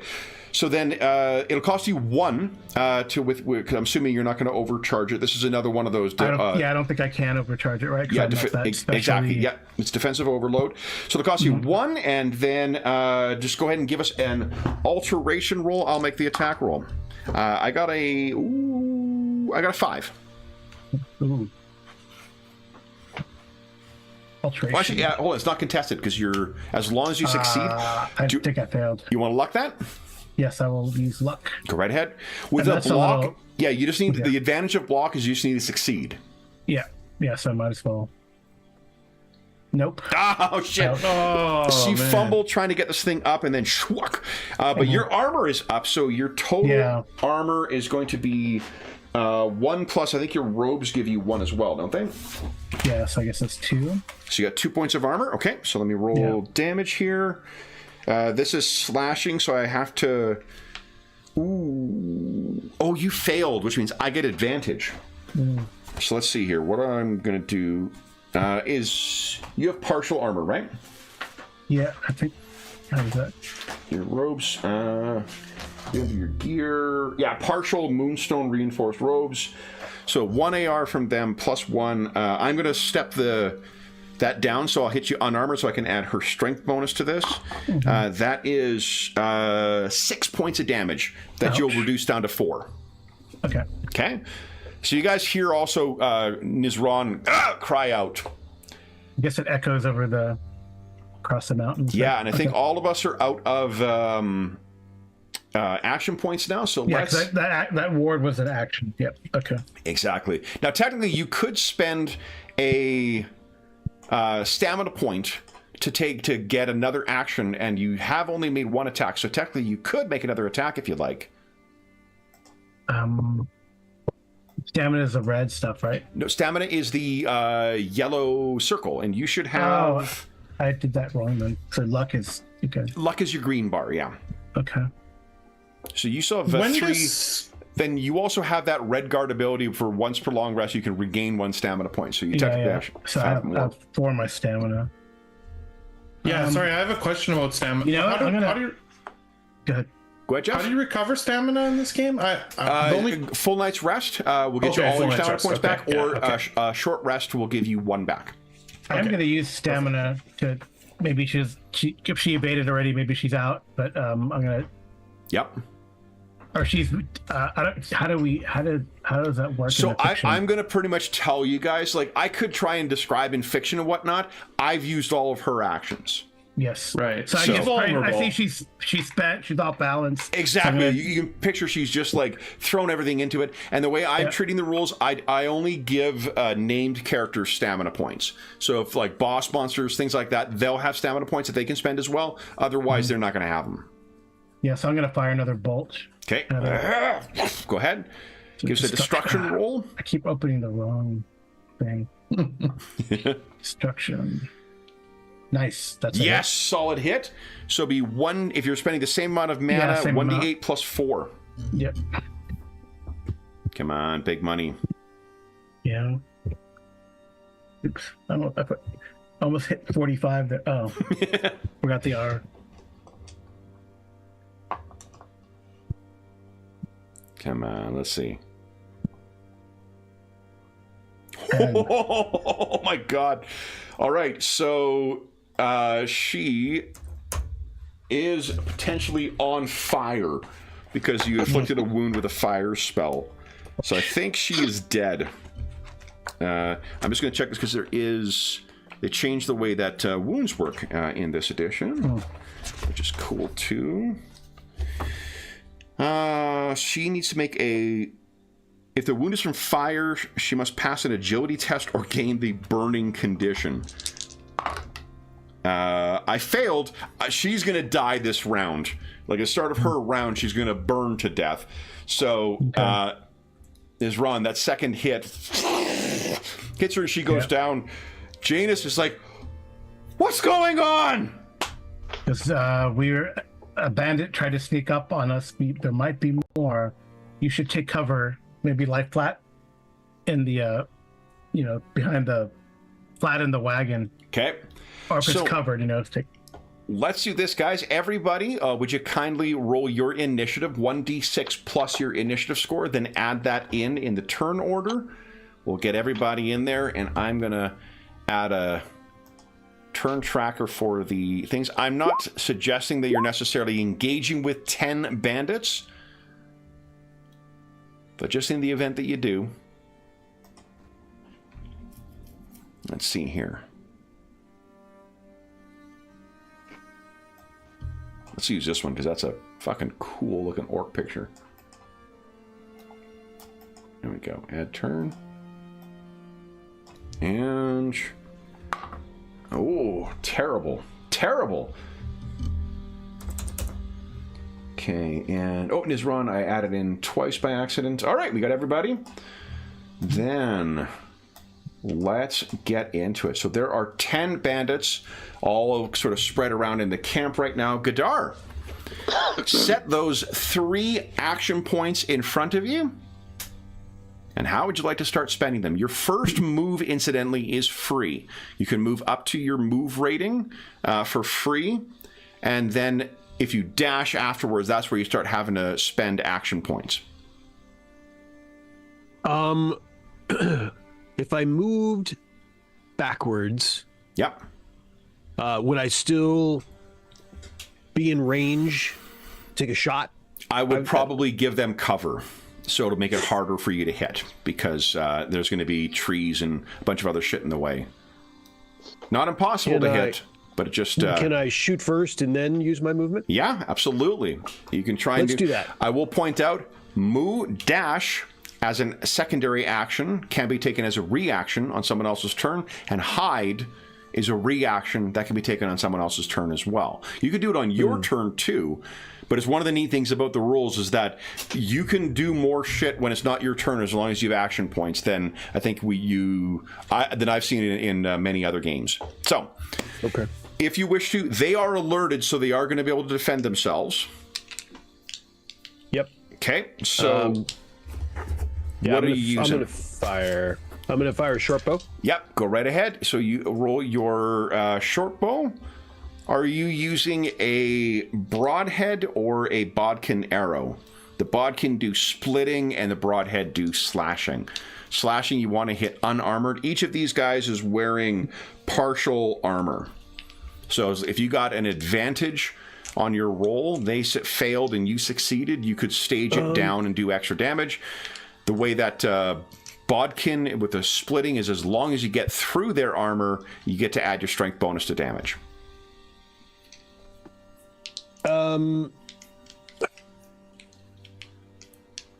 he second guess himself? Can I change my mind? We haven't rolled yet. Yeah, of course. What are you thinking? I think he's going to... are the words of Nizran, if you guys have trouble, fall back, ringing in his ear? Yeah, exactly. Well, he takes aim, and he and he's reminded there's a lot of them, and then he and then the tension on the line goes a little slack, and he says, he whispers to his comrades, there's a lot of them, and then he falls back his movement. Okay. Now, do you wish to... that'll cost me... Is that 0? That's 0 so far. So what you have to do on your turn is you either have to Save one as a defense, and if it comes back to your turn and you didn't use that, it's gone. Or you can declare a contingent action. If X, then Y. If that doesn't happen by the time it comes back to you, you lose that action, or you can take an action. If they rush us, I'll fire. Yep. Okay. So set one of your action points aside. Okay. Eric.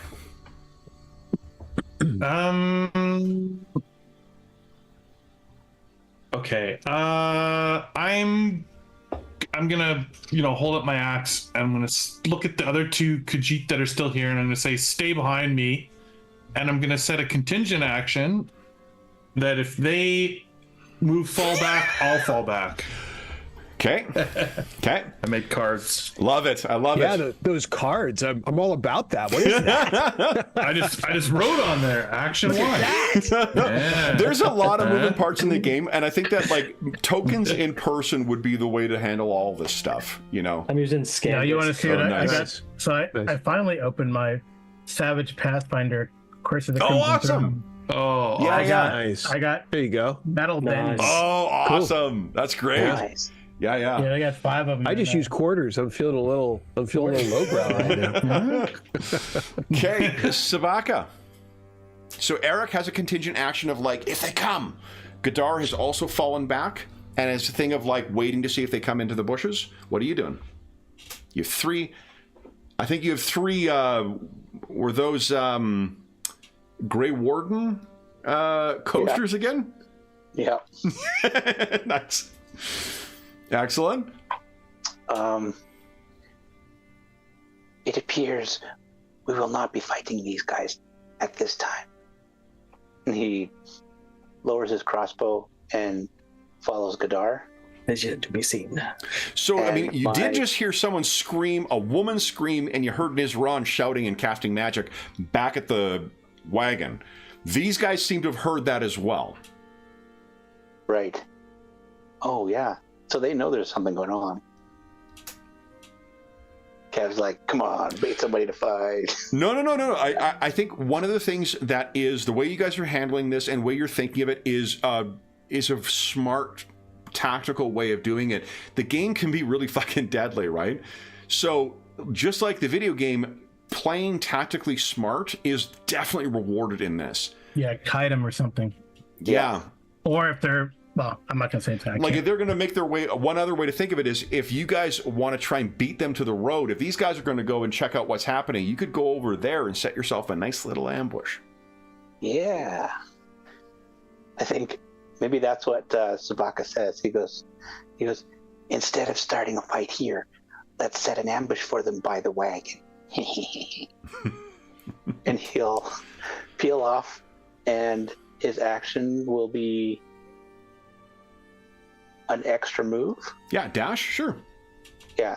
So he'll sneak away a little distance, and then he'll dash. Sure. So you've moved twice your movement then. So as an example too, let's say, just to explain secondary actions, let's say on their action, what you see is all the bandits they use their move, and then their first action is they start moving towards the road.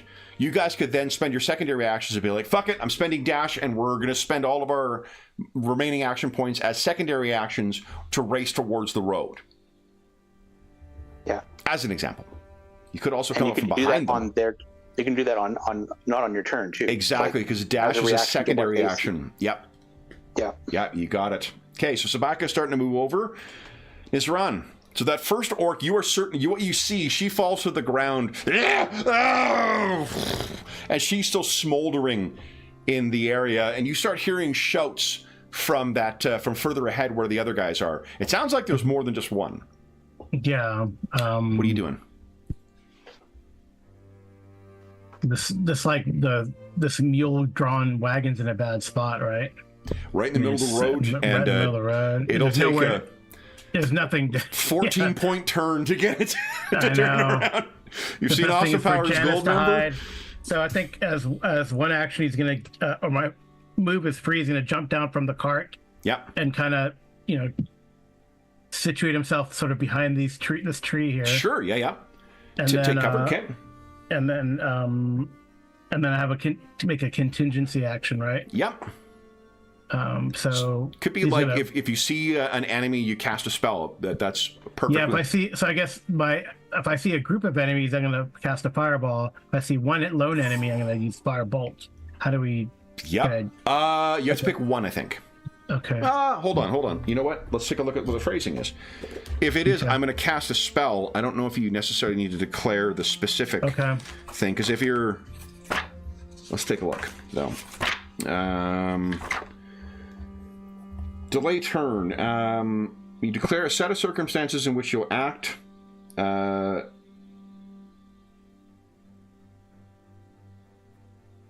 The character then skips their turn without spending AP and may insert their delayed turn in the order as a free action, a free reaction if the conditions are met. It's actually a little less restrictive than what I've been saying. Okay. So, like, this is more a matter of, like, if I see my enemies, I'm going to attack, and you decide what that means, or whatever. So, I'm fine with you saying you're going to cast a spell in this run, and you can decide what spell is appropriate when you see your enemies. Yeah. Okay? Well, yeah, like I said, if it's a group, then but they're nice and clustered. Yeah. Okay. Like that one time you lined up all those ghouls perfectly for Iphigenia Yeah. for that lightning bolt. Kistaba. Yeah, you see Kostaba, he's got this look of like reluctance on his face as he sees the group, and then he starts slinking back towards Nizran because one of his allies just called out like in pain. And then he's going to spend one of his to dash. Nice. Okay, so Nizran. you have you and Sabak. I think you guys are around the same speed, aren't you? I got a speed of 11. 14. Ooh. Sabaka's a little quicker. So Sabaka is bolting towards. Then it is the bandit's turn. Oh, wait, stop, though, because that's my trigger. Both my allies retreated. Okay, yeah. So what are you doing? So then I follow them. Like, Okay. I was just making sure that I was staying between them and the The bandits. enemies? So, Awesome. Okay. yeah. So you're contingent. You turn and start racing after them as well. Your Yeah. speed is a 10, I think, with the in your armor. Then it is the bandits' turn. They are all turning and running towards the road, their weapons ready. And you can hear one of them say a word that you definitely heard.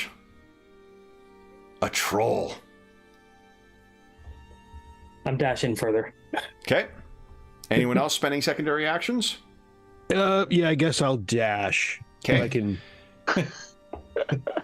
So I think what we'll do is we're going to skip, because we're not going to, at a half mile, I honestly don't know how much that is in meters, but we're not going to go through every round to get you guys. It's 800 meters. It's 800 Yeah, meters. so like you guys will all meet up at Yeah. around the same time, and I think it may be what we'll do. If everyone could take note, we're just finishing a round right now. If everyone could take note of what your initiative score is, please. I know the bandits have a 3. I'm going to move us over to another map, but we'll lose the initiative tracker.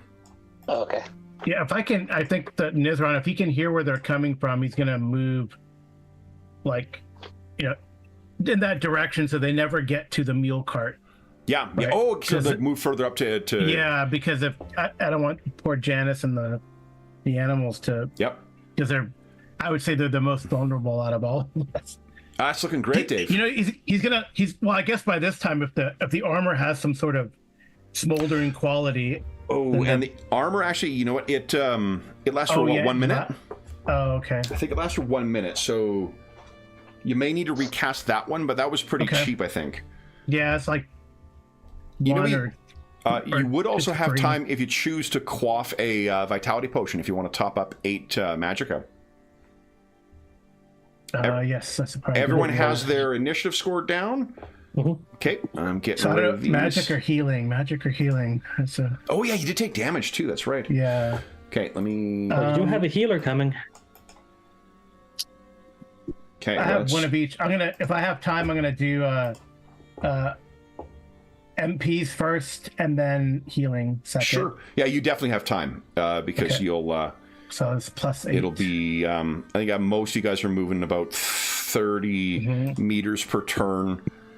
So that's 6-7 turns to reach 100. It's 800, wasn't it? Jesus. Yeah, it'll be a while, a couple minutes before everyone kind of meets up with one another. Let me get my the map I was gonna use. I'm gonna change it up now. We're switching things up. Here, guys, and I need to, because I remembered it that I was going to set each of your respective auras for the range of your melee weapons, and then I got distracted by something shiny. So I forgot to actually do that. I'm going to do that very quickly here, and we'll set you guys up for ambush as well. Let me put this to, let's say, 25% zoom. Yeah, that'll work.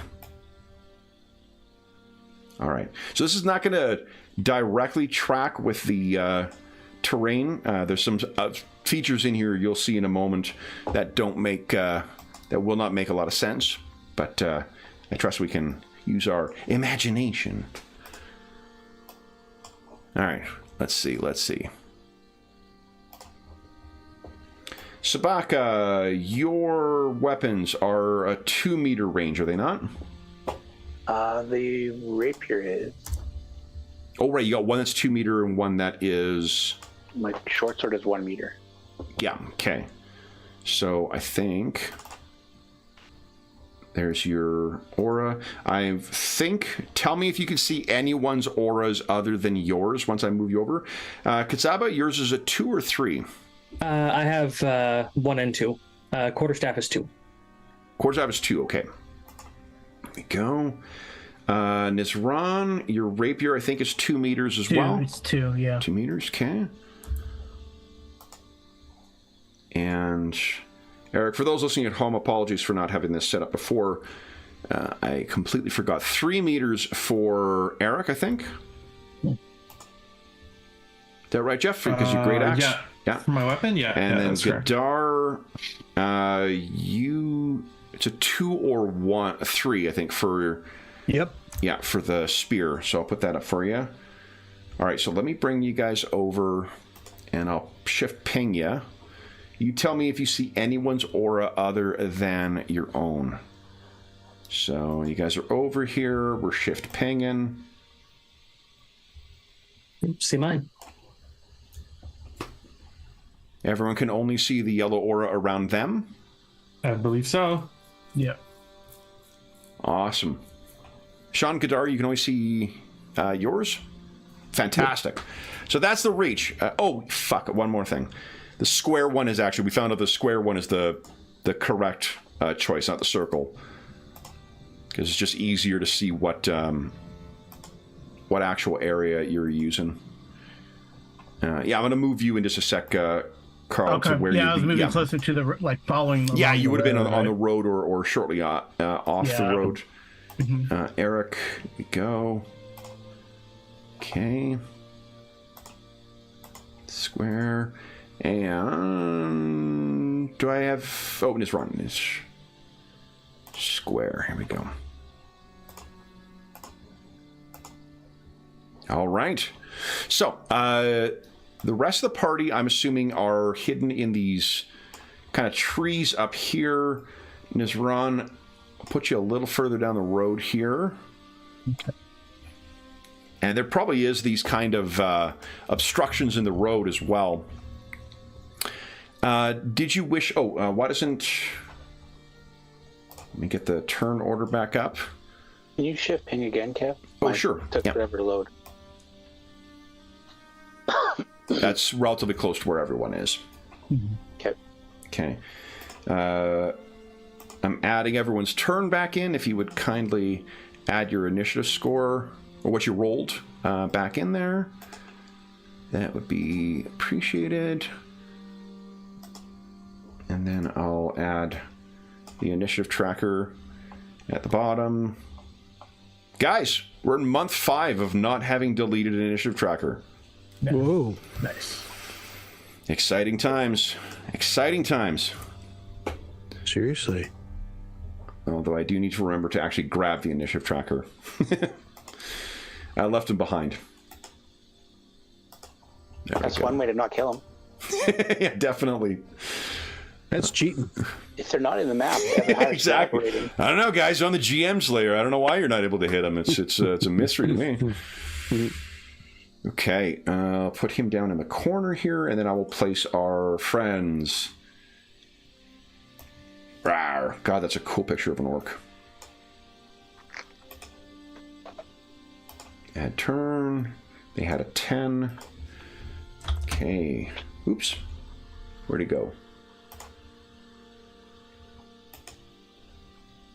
Add a turn.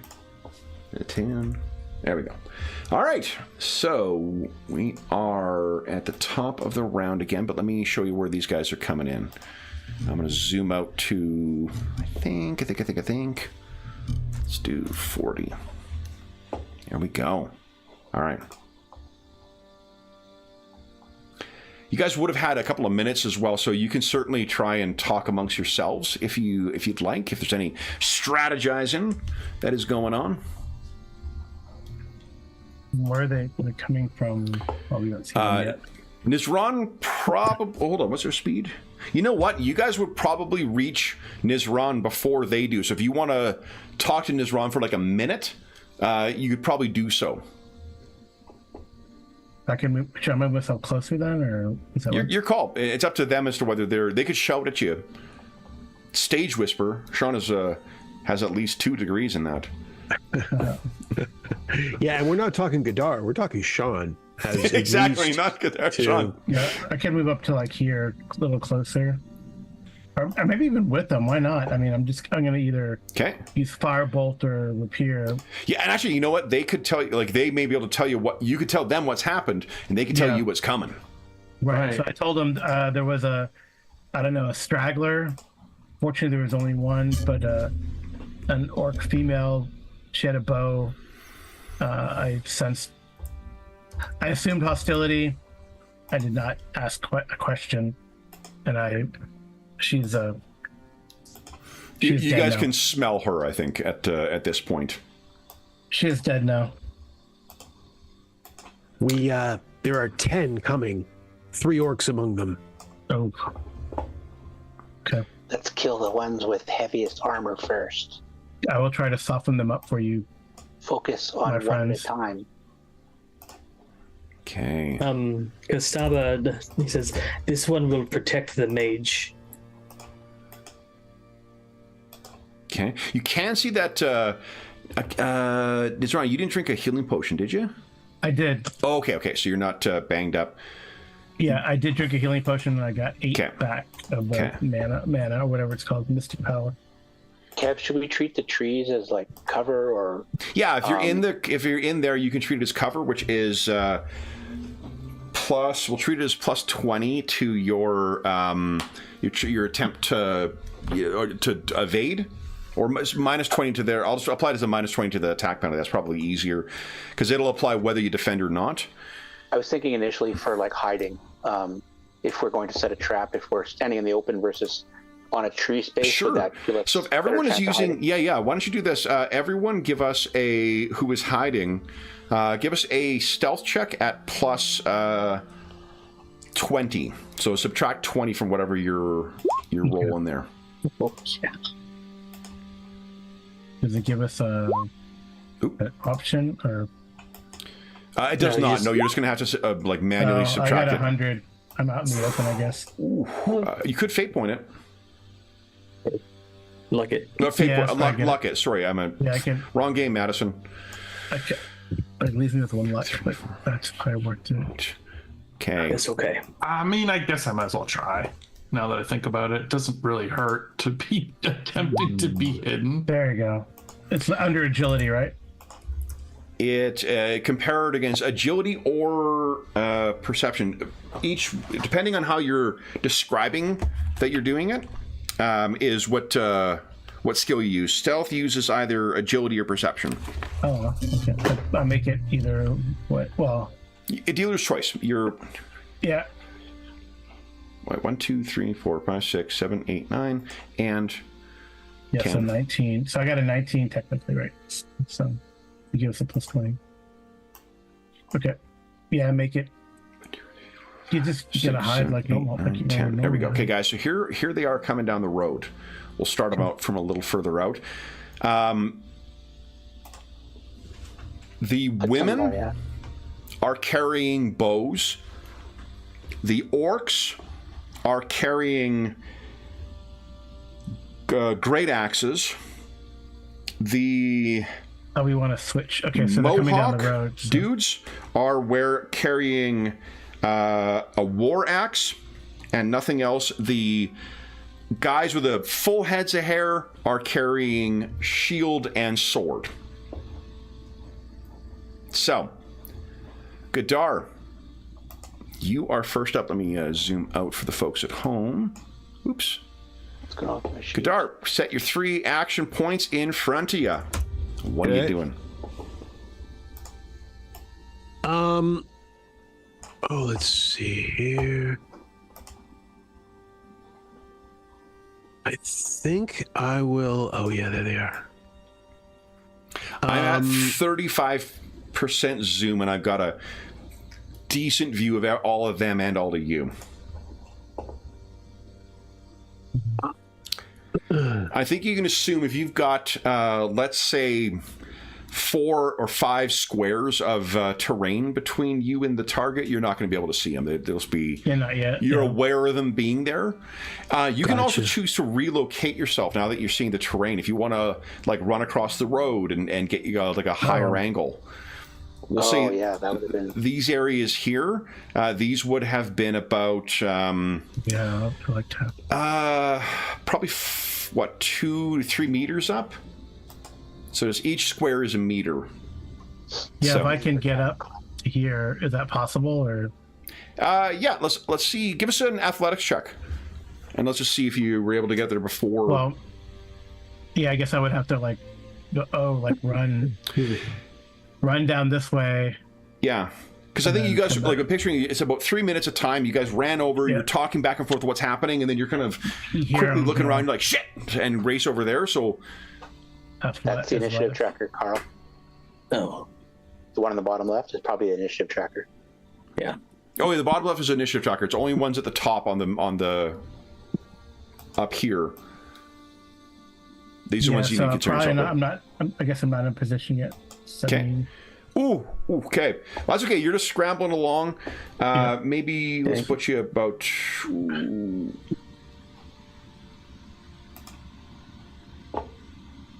Let's push you about here. You're sort of racing Oh, there they come.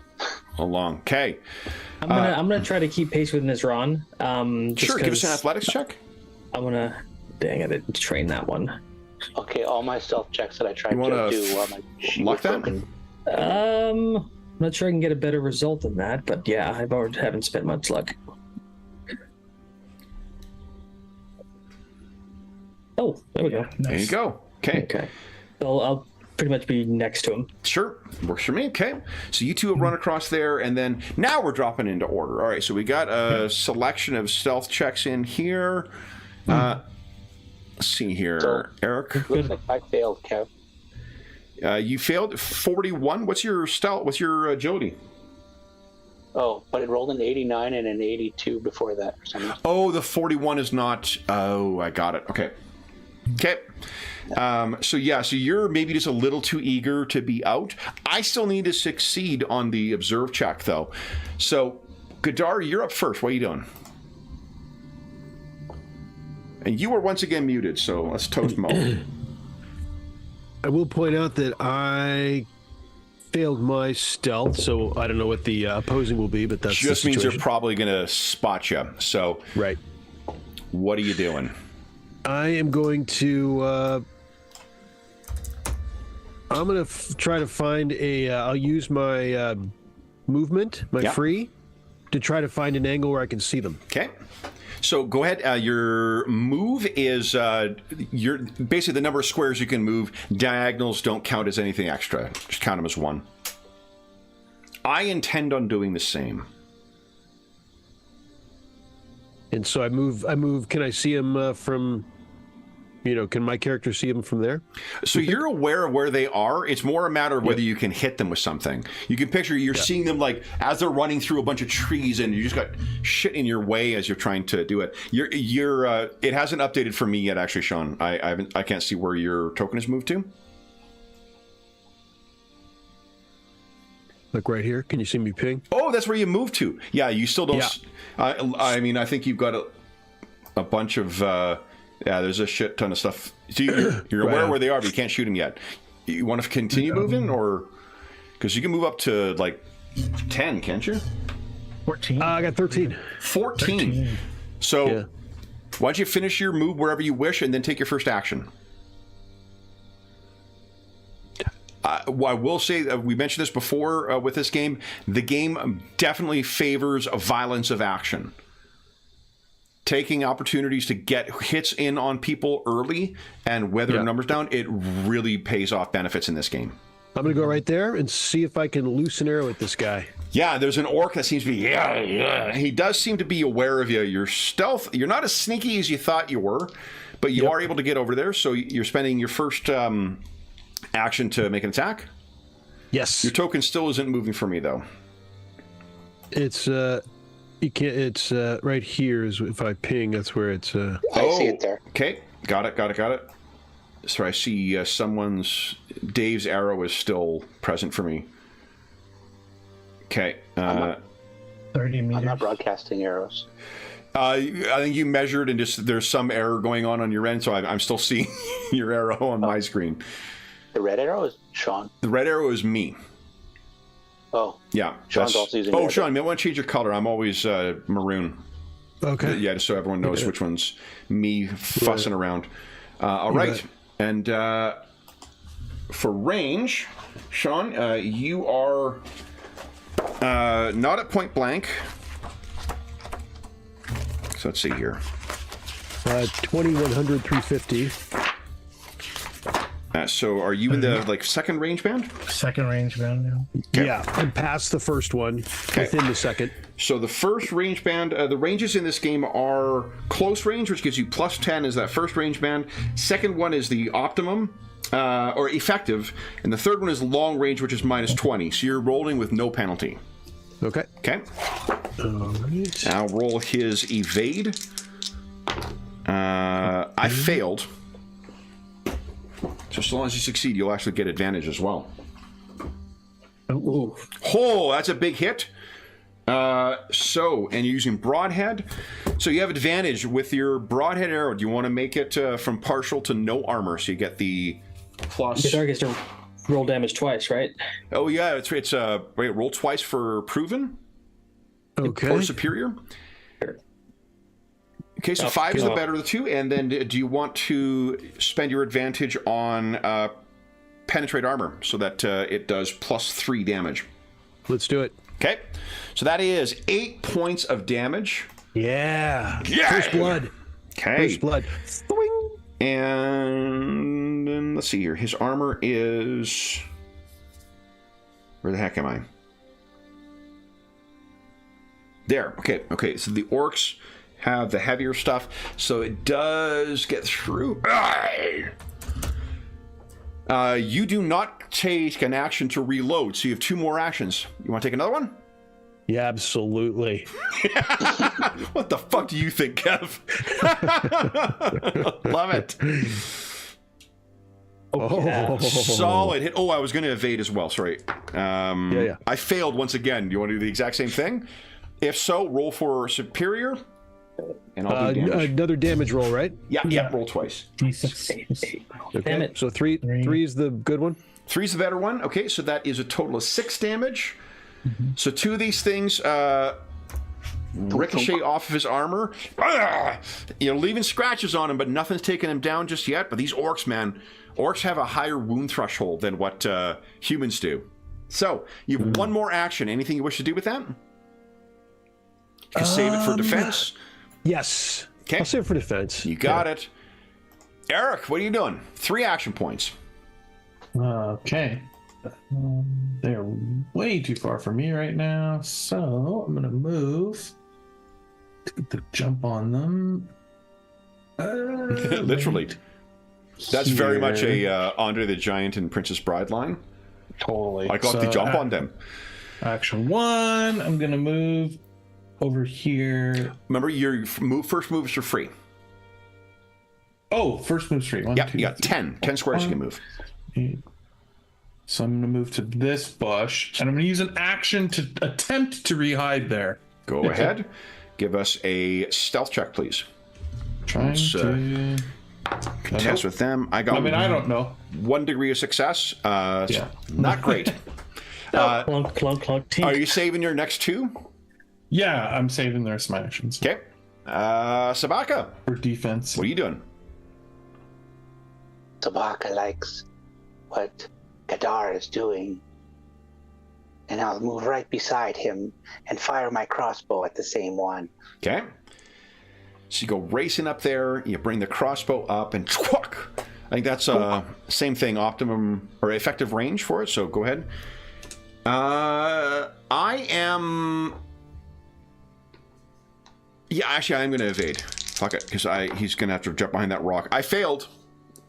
Ooh, 65. How does that compare to your agility? That is a agility fail. You want to luck that? For a reroll? Yeah. Yeah, let's do that. That's taking away my green, right? Yes, you're green. Correct. Okay, I will reroll. Come on, Sabaka. Here we go. Come on. Eye of the tiger. Ah, yes, I have the time. Let's see here. It is superior as well. And are you using the broadhead or the bodkin arrow? Solid hit. Roll for superior. And then tell us if you were using the broadhead, which have slashing, or the Slashing bodkin, damage. which does splitting. Slashing damage. Slashing damage. You got it. Okay.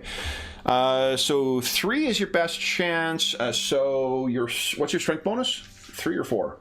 4. 4. Okay. That's 7 points of damage. Does the crossbow have another trait? It's the first crossbow we've seen. Complex I'll have to check the PDF. as crushing 4, which I think might ignore something to the armor. Yeah. Let's see here. Crushing does. Oh, hold on. That's it's the type of damage. Ignore me. I'm an idiot. I'm just taking a look here. Crushing. Range weapon crossbow has complex reload. Oh, it's got crushing 4. What the heck is that then? Deals strength bonus additional damage capped at AR or BR of armor or shield hit. Oh, badass. Okay. So it does crushing damage and it does the slashing. That's really cool. Because it like punches through. Yeah, so much. it punches through the armor, the thing, and because of the arrow you're using, it also does some extra damage. That's really badass. So in which case, that is actually 6 points of damage on him. Huh! Look at that. Big hit. Sabaka, that was 1 action. You have 2 more. You want to bank him? No, I will reload. The crossbow reload, I think, is 2. Yeah, crossbow costs you 2 actions. Is that what you want to do? Yes, I will reload so I can shoot again Next round? next Okay, round. so or do I- set aside your last 2 action points. You could also spend a stamina point to fire again. You know what? I will do that. I'll just use one of my stamina. Okay, And I'll blast them one more time. go ahead. I can't, I'm out of action points, so. 47 is less than your agility. Roll for superior. So he turns and is about to warn all the rest of them. Schwach! Guys, you've drawn first blood. Nice. One of the bandits is down. Sabaka, make sure you adjust your I gotta get what do you call it? To your ammo. Nisran, you have 3 actions. And this Ron's gonna run. Oh, God! He's gonna run up to here. Okay. So 1, 2, 3, 4, 5, 6, 7. Yep. I guess technically he's like, 11. I don't know. Does this count double the heavy terrain? Nah. Okay, so he'll be there. And then if I can see these dudes, Who can you see? You do have the advantage of, I think the one that's closest to the stone there he probably has like covered because of the angle, but those ones behind you definitely Can can I see see. these guys? Definitely, they're coming like down a trail and then going to try to swoop around. I'm gonna drop a fireball on this guy here. Fuck yes, you are. Okay. I will attempt to drop a fireball. Right. All right. Best Yeah. laid pans and all that. So the fireballs. It costs What 12 level for are you the big casting it one. at? I'm just gonna max it. Max. And Okay. There's a lot of people. What's the max? You level 3 fireball? 12. Yeah, it said 12 on the 3. Let's see here. So level It's 3 gonna drain me, but Do fireball. not worry about your mana. So it's a Drink a 2 potion meter radius from him. So that'll be. I have to successfully cast it. Don't get me all excited yet. All right. Yeah. Oh, but So it destruction's- gives a destruction roll. That's what I'm glad I banked that last. There you go. Nice. All right. So, and if you're spending the full 12, it'll be Yep. 1d8 plus 4. 'Cause your willpower bonus is a 4, isn't it? Yes. Okay. Yep. 1d8 plus 4. Come on, big money. Yeah, so D8. 'Cause if you inflict a wound, you'll catch them all on fire. Ouch. 10. 10. Their wound threshold is a 9. So you Oh. just let me inflict the damage on So them it's four. first. So there's 4 guys. Yep. I think there's 4 in that. Yeah. Yeah. They. I need to subtract the 12. I don't think I can restore 12 a pop, but I can get your magicka okay, back I know, up. Yeah. but, that's So let's see here. I got another potion too. Nice 10. We go. I did say I was going to soften them up for my companions. Heck yeah. Okay, so then the orc does have a wound threshold. So orcs have tough 1 or tough 2? The Orsimer? Let me take a look. Orsimer have tough 1, so that still wounds the orc even. And that guy. All right. So, and each of them is on fire currently. Oh, I need to make an evade check actually for them. That's what I got. Yeah. I failed. I succeeded. And I failed. So 1, 2, 3. So the orc actually succeeded, but he still suffered a wound. And the way wounds work in this is you take minus 20 to your actions when you are wounded. And each of them is on fire with burning 1, so they're also going to take 1 point of damage at the start of the next round, or their turn, I should say. And then it'll go down by 1. The way burning works now is... Wait, at the start of each round, a burning character suffers a single hit of X fire damage, then increase it by 1. Nice. So, holy shit. Bleeding is the reverse. It goes down for each turn. But yeah, so I'll put... Do they like spend an action to put themselves out or something? Yeah, like what you have to do when you're burning, you must pass a willpower test at minus 20 in order to attempt any action other than putting yourself out. You can spend spending an action point and make an agility test at plus 20 and minus 10 on that for every point of X beyond 1. You become prone, and if the test succeeds, you lose the burning condition. So they've got minus 20 because they're all wounded, so they're going to have to make agility tests. And they're prone as they roll around trying to put themselves out. Okay. And I'm going to cast... my second action, I'm going to cast armor. Okay. Go ahead and give your alteration check. Yep. And then if you wish to take a third action... I think I will save it for like ward or Boy, something. he wasn't. His All right. alteration. All right. Oh, nice. So nice. I got that. Okay. So I got armor. Awesome. Okay, so your armor is up as well, which I think costs you 1, right? Yeah. With the reduce. I'll Awesome. put a little shield there. And then do you wish to do anything else? Maybe this one's more fun to do. Now I'm going to save an action point just in case I got a dodge or ward or something like that. You got it. Kastaba. All right, Kastaba, he's going to move up to be next to Nizran, and then he's going to start muttering a prayer to Stendar as he casts his replenish spell. Nice. And he's going to reach out and touch Nisran. Okay. Oof, So- I'm going to luck point that. Your rest. Ooh, yeah. 61. All right, so replenish. So what level do you have it at? Level 2. Level 2, okay. So it costs you... Well, you can cast that restricted. What's your willpower bonus? It is 4, but I'm going to spend 4 mana. Well, no, it'll cost you 3 to Well, yeah, restore but 4. It's capped at how much you spend mana. You can't go past a 1-for-1 ratio. Target is... It's the last sentence. Sorry, what? Spell power or the casting cost? Got it. Yeah. The C7 roll. Strikes again, guys. Yes. Ah, Okay. Yeah. So that's how much cool. you get They back? did a lot of rebalancing of the magic. So 4. You get 4. That's cool. That is super cool. So that's only one action, Kastaba. Do you want to do anything else? One or- action down. I'm going to repeat the spell. Okay, go right ahead. Okay. Thank you. Hey, you do. Yeah, there we go. Oh, Give Nice. you another 4 back, and then I'm gonna hold my last action. Okay, you got it.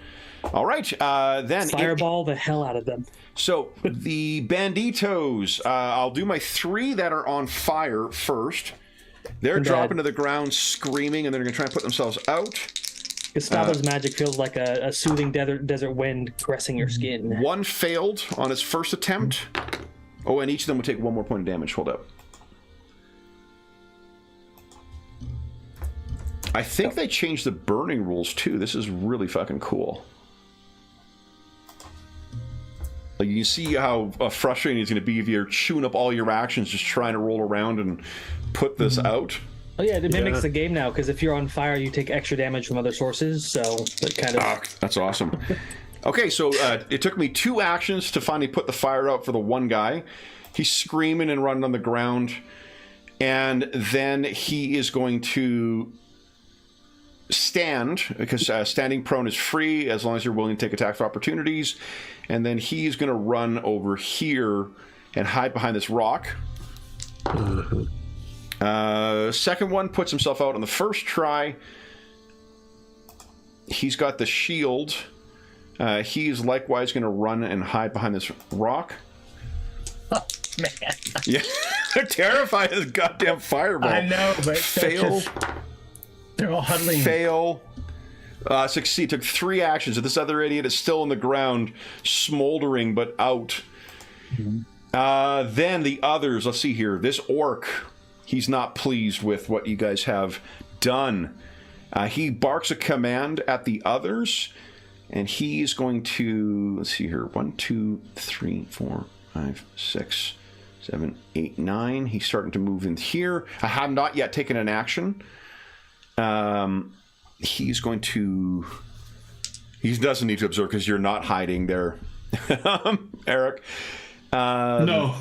So my first action with him, 1, 2, I'm gonna have to dash 3, 4, 5, 6, 7, 8, 9. All right, he's racing up towards you. He's in range of you, and you are in range of him. There's no attack of opportunity yet.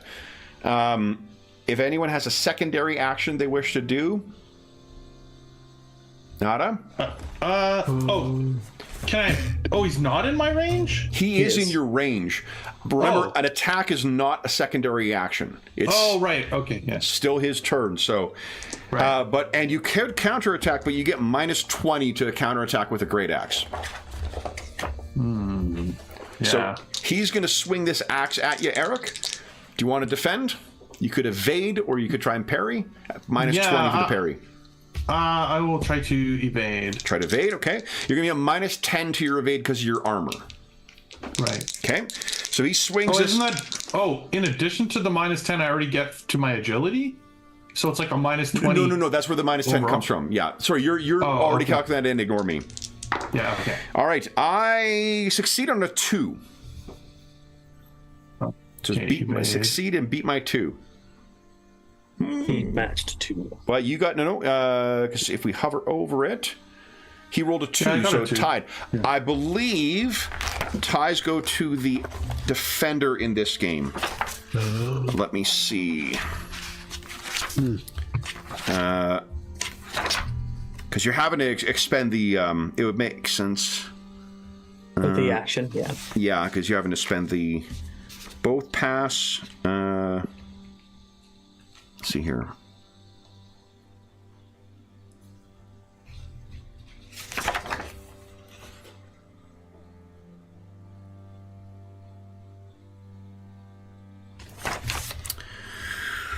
Let's see.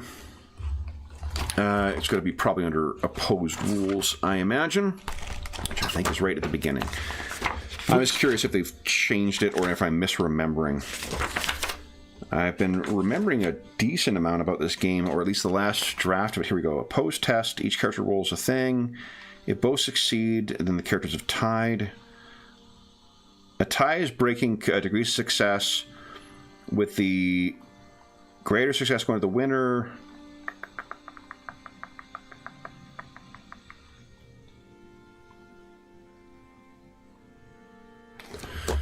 Let's see. Well, here's an easy way to get around this: is if you want to spend a luck point, you can increase your degree of success by 1. Oh yeah, let's just do that. Guarantee it. And I'll I'm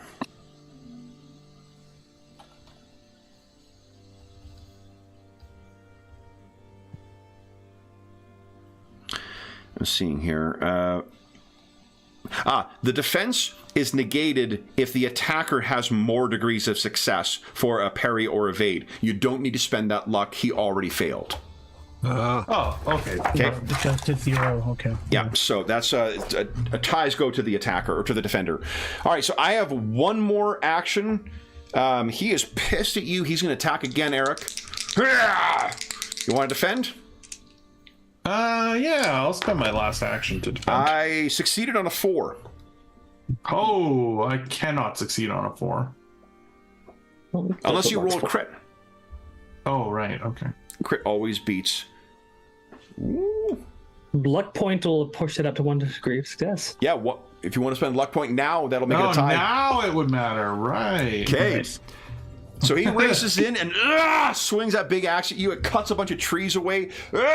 Returns the swing and misses you with a bunch of axes, but he has completely overextended himself. He has no action points left. The injured one, he loses an action point because he was injured.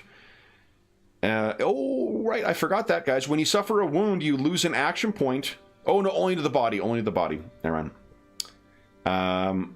So he is going to leap off of here. 1, 2, 3. I'm going to make a agility or a athletic check. 1, 2, 3, 4, 5, 6, 7, 8, 9.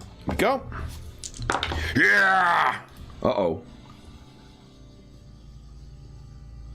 Who wants to give me a 1d4 roll? First one to see. Oh. Gadar. He twists his ankle as he hits the ground. Nice. So he stumbles forward to here. And I think what he's going to do is take cover against this tree. He's hiding behind this tree stump here. He is more fucked up than he realized. Then these archers. Let's see here. 1, 2, 3, 4, 5, 6, 7, 8, 9. Gets to there. And then she will spend a dash to get to there. Oh, no, she's going to cast Shape Change, apparently, and get real big. Let's try that again. So she's going to race over here. She's taking cover behind this tree. And I'm going to fire at... oh, boy. I think she can hear and see Eric first, only because of the sound from that orc attacking you. Do you want to evade this, Eric? Let me check my stamina. You got 5 stamina points as well, so... Yeah, I'll spend a stamina point for the extra action. Okay, you got it. I mean, don't you have one... Oh, you've used up all your actions now. Shit, never mind. No. All right, I failed. Oh. But you might get advantage. Go ahead and make your roll. Because if you succeed on the evade, you get advantage and might be able... Never mind. Wishful thinking. All right, so she's fired at you, and she's going to reload. This one is going to move to cover here. And then Nizran, she's going to take a shot at you. Would you like to defend?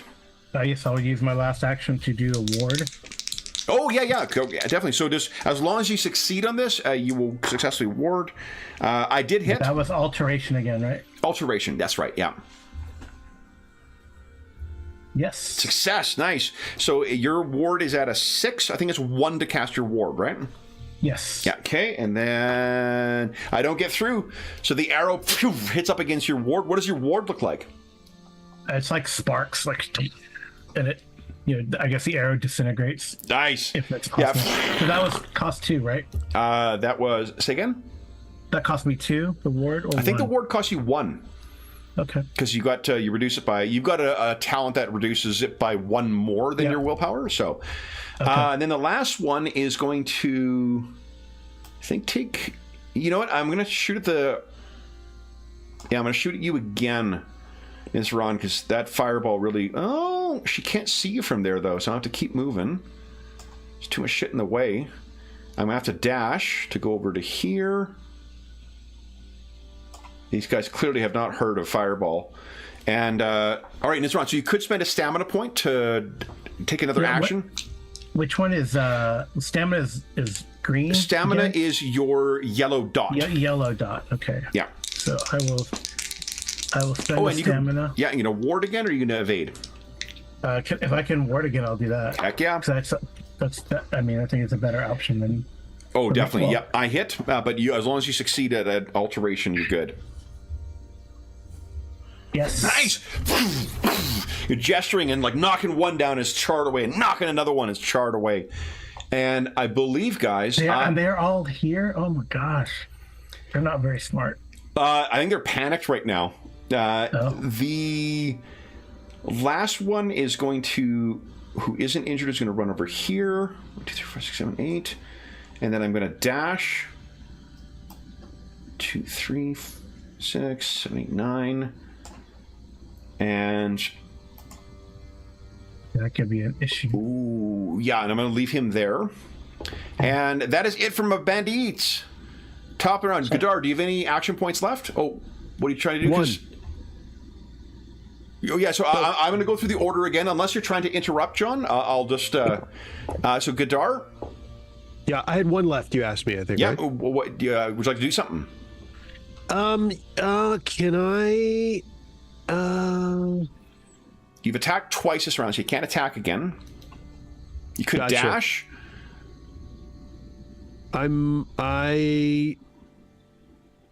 Let's see if yeah, maybe a dash.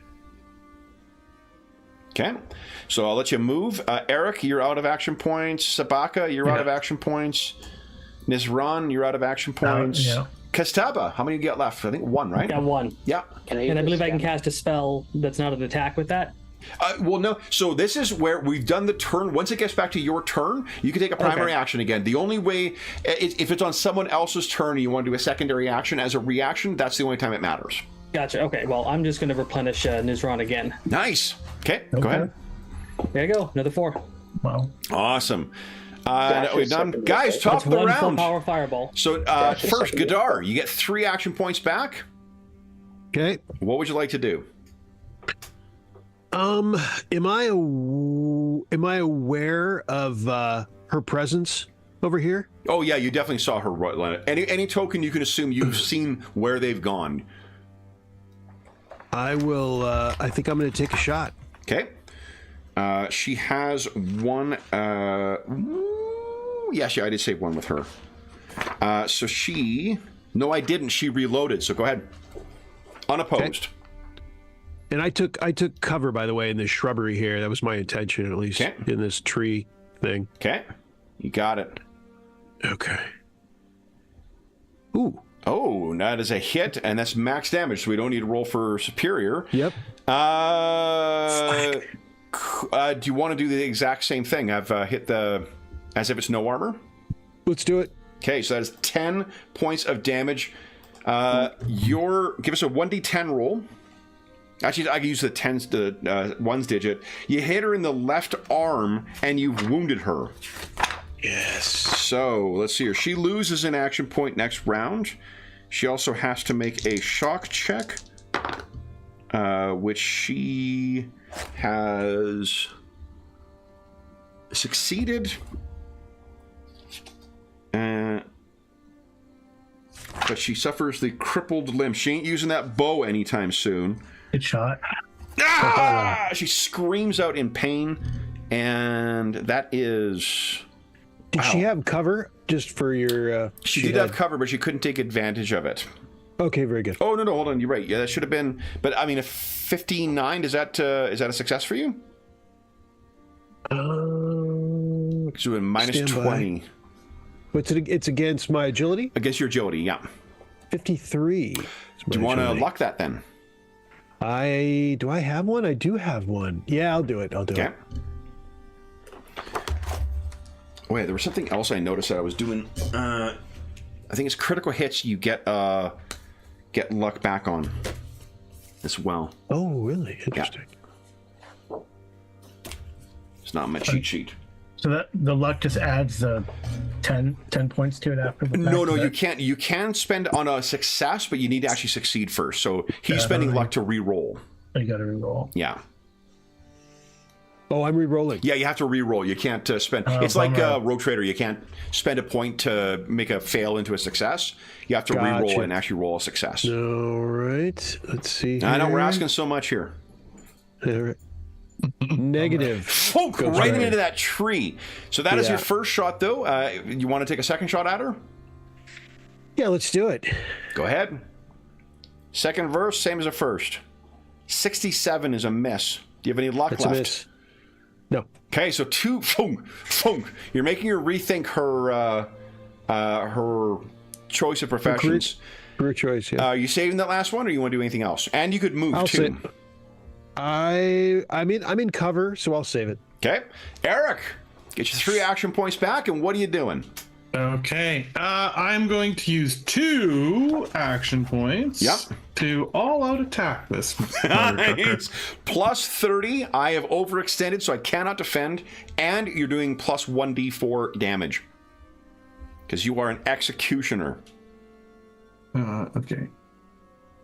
Getting There we go. whack. So Solid hit, max damage.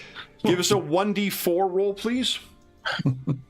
Oh, First attack roll, Jeff. This game loves you. yeah. And that is a 3 3-3. That is 16 points of damage. That was to his Groin, connect. 3 body. So you slam into his body. He loses an action point next turn because he has suffered a wound now. And yeah. Is that what the wound thing is? the wound threshold is if you do more damage than their wound threshold, you take a wound. He did make a success, so you haven't injured his organs. So there's that for him. But I have 3 points of damage, so that's 13 plus your 5. Look at this. Oh my gosh. Wow! So he staggers back, spitting up blood. You still have 1 more action point. You could make 1 more attack if you'd like. Oh. Wait a second. You also got stamina. Yeah.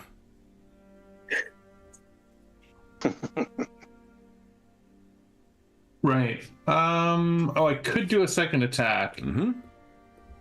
do it Um. in the chat.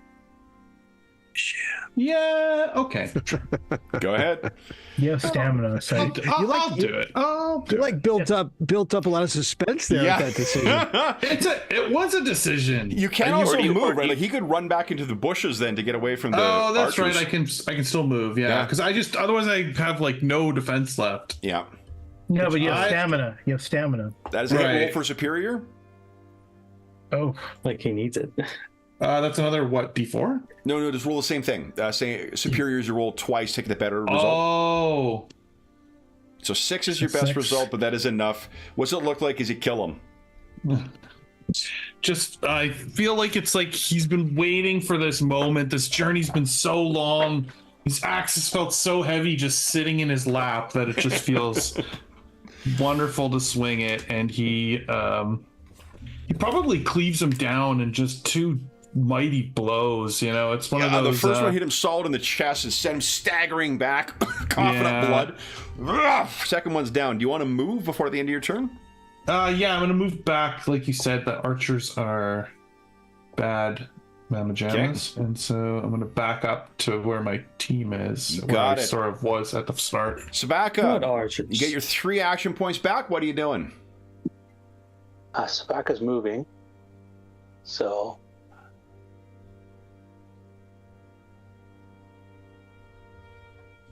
to there. And then I will dash Okay. and hide. Ooh.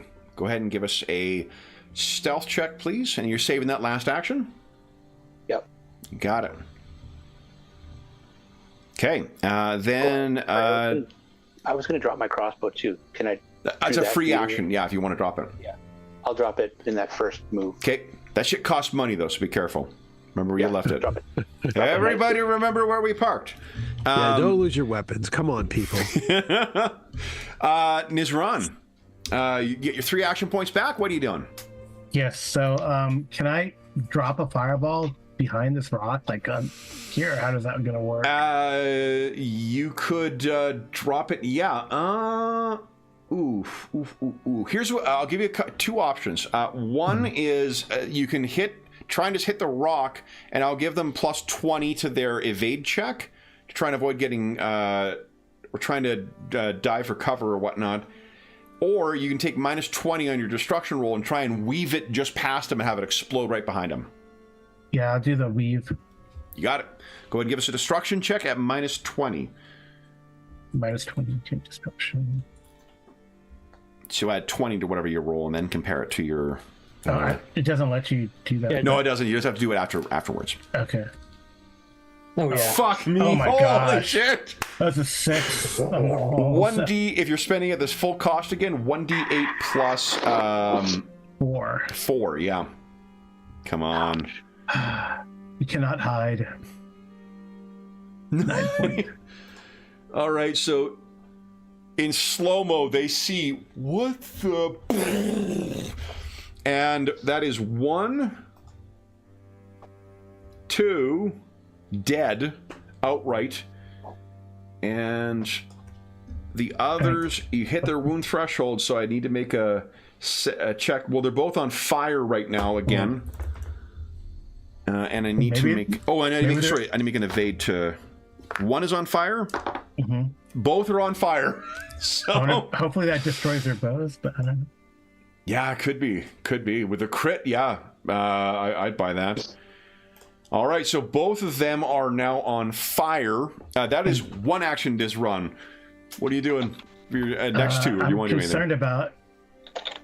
Do not worry about the human. Thank you. I'm gonna try to firebolt. Well, she's in cover too, right?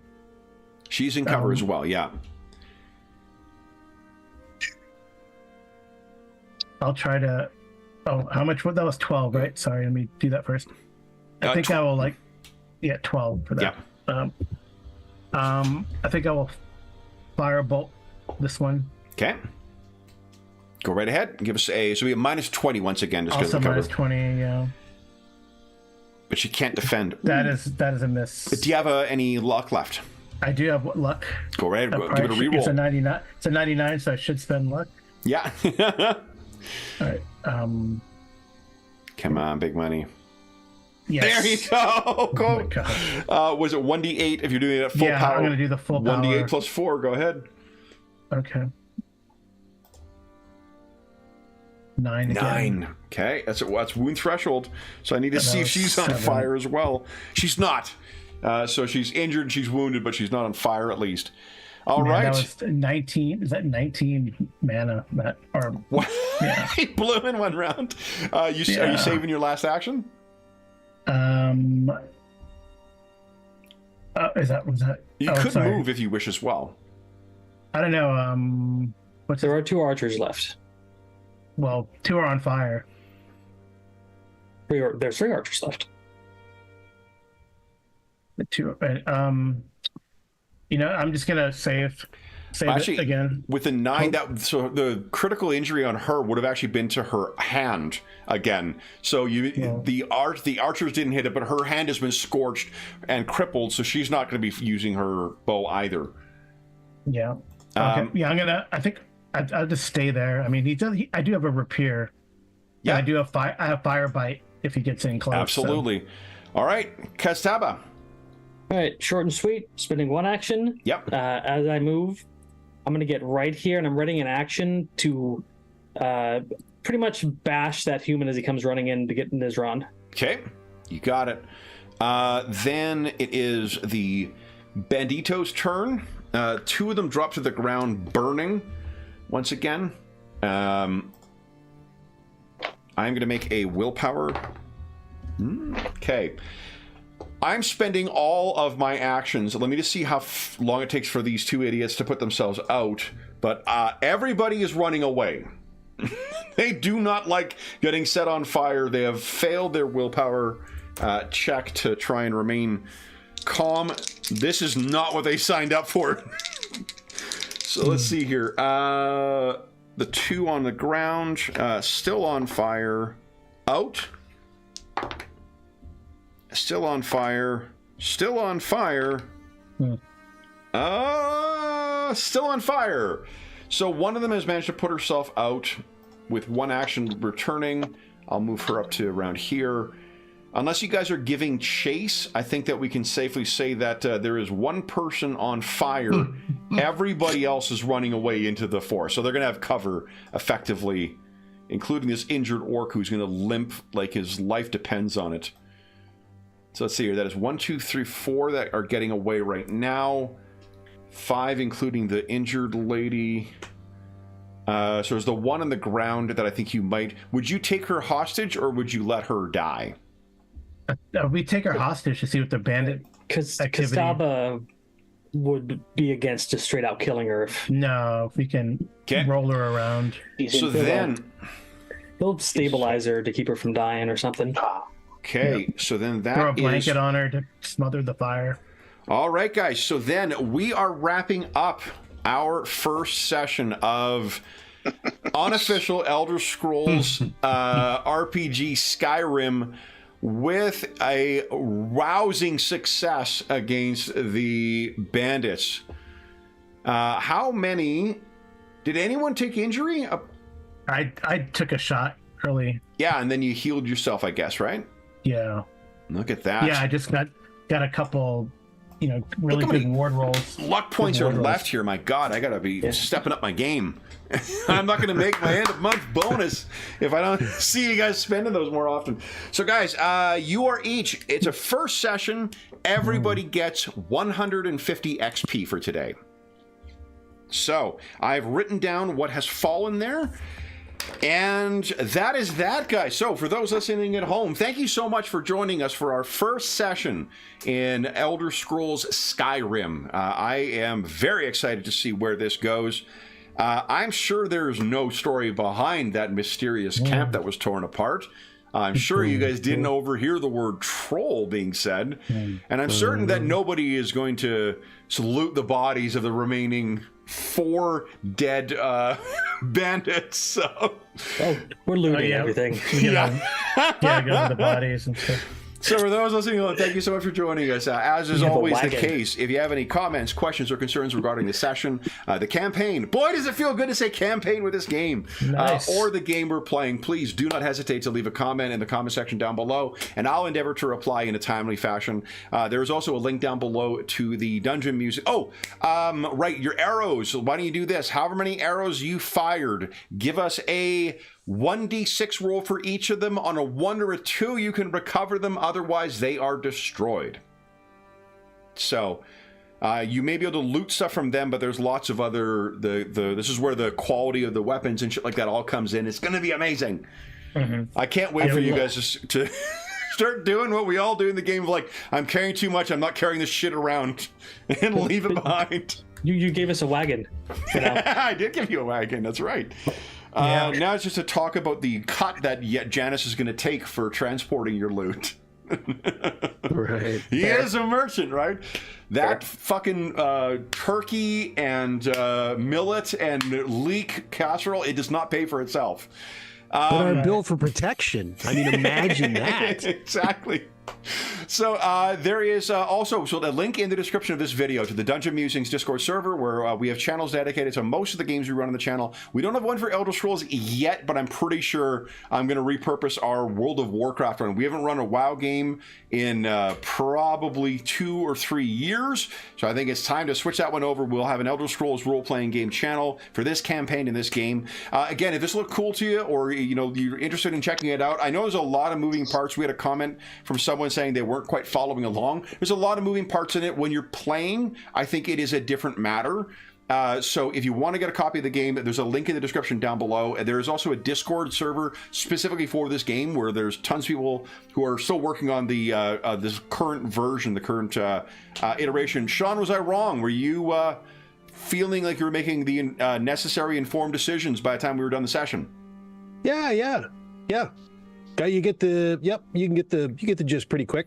I said mid-session, but we didn't have any fights until after the first one. So it's a lot of moving parts in it, but I think it fits together so nicely that you really get a feel for what you're doing. If I have a suggestion, Gadar, boost up your restoration magic. You don't want to fail it as often as I did with playing it. There's also, in addition, on the Dungeon Musings YouTube Discord server, we have a bunch of other channels for most of the other games we run on the channel, as well as things like Finding a Group or GM Discussion or whatever. There's a lot of great channels over there, and there are some terrific people. You are more than welcome to join us over there. There's also a link down below to our friends at Noble Knight Games. Noble Knight Games is the preeminent unionized retailer of hard-to-find and out-of-print RPGs in North America. Not only is there do they have an amazing selection of new role-playing games, board games, and card games. They have an unmatched selection of hard-to-find and out-of-print RPGs. If they do not have something in their extensive catalog in stock, you can put it on a want list, and they'll send you an email when it comes in, and then you can, if you make a purchase of $10 or more through their website, be sure to enter the code MuserNight. It's in the description of the video down here. You'll save yourself 10% on your purchase, and if you're listening to this after June 30th, 2024, come back to one of our more recent videos and you'll find what the current discount code is. There is also a link down below to the Heroes Save Villages campaign, which is the charity fundraising campaign we run on the channel. It benefits the SOS Children's Villages International Charity, a really amazing organization active in over 130 countries, benefiting over 80,000 orphaned and abandoned children. All donations that go through that link go directly to them. None of it goes to the channel or any other middleman. It just goes to help out the kids who benefit from their services. And we have tomorrow, to celebrate May 4th, Star Wars Day, we have a pair of terrific Star Wars sessions. One played with the Fantasy Flight Age of Rebellion game, and one played with the classic West End Games RPG. I am very much looking forward to both of those sessions, and those were made possible by the generous donors to the Hero Save Villages campaign. They voted on what era we're playing in, what game we're playing, what kind of heroes, and what kind of villains we're facing, so I'm really looking forward to that. If you want to learn about that and about the other opportunities for donors to affect the games we're playing for our charity sessions, check out the information on our Charity Initiatives channel on the Dungeon Musings Discord server. Again, that's in the description of the video down below. Last thing I will say is a huge thank you to our stalwart Skyrim players. I have not been very shy in expressing my love of running this game, so I can't tell you how pleased I am to run this for y'all, and you guys just kicked all kinds of ass today. That was such a great first session. So John and Dave and Jeffrey and Carl and Sean. Carl, you're not last anymore. Thank you so much for playing tonight, guys. Congratulations on making your way into the northernmost province of Tamriel. I am very sorry for what awaits you in this province. So no, you're not. No, not at all. So we'll be back in the mountains of Skyrim in 2 weeks' time. But until then, we hope that we gave you a few hours to take your mind off the troubles of our world and think about the troubles that our fledgling Skyrim heroes are encountering as they're just trying to make their way into Helgen and find a job. When has the trip into Helgen ever been anything other than unproblematic, guys? I ask you. So we'll be back in 2 weeks' time, but until then, for those listening at home, thank you again, and stay safe, stay healthy, and happy gaming.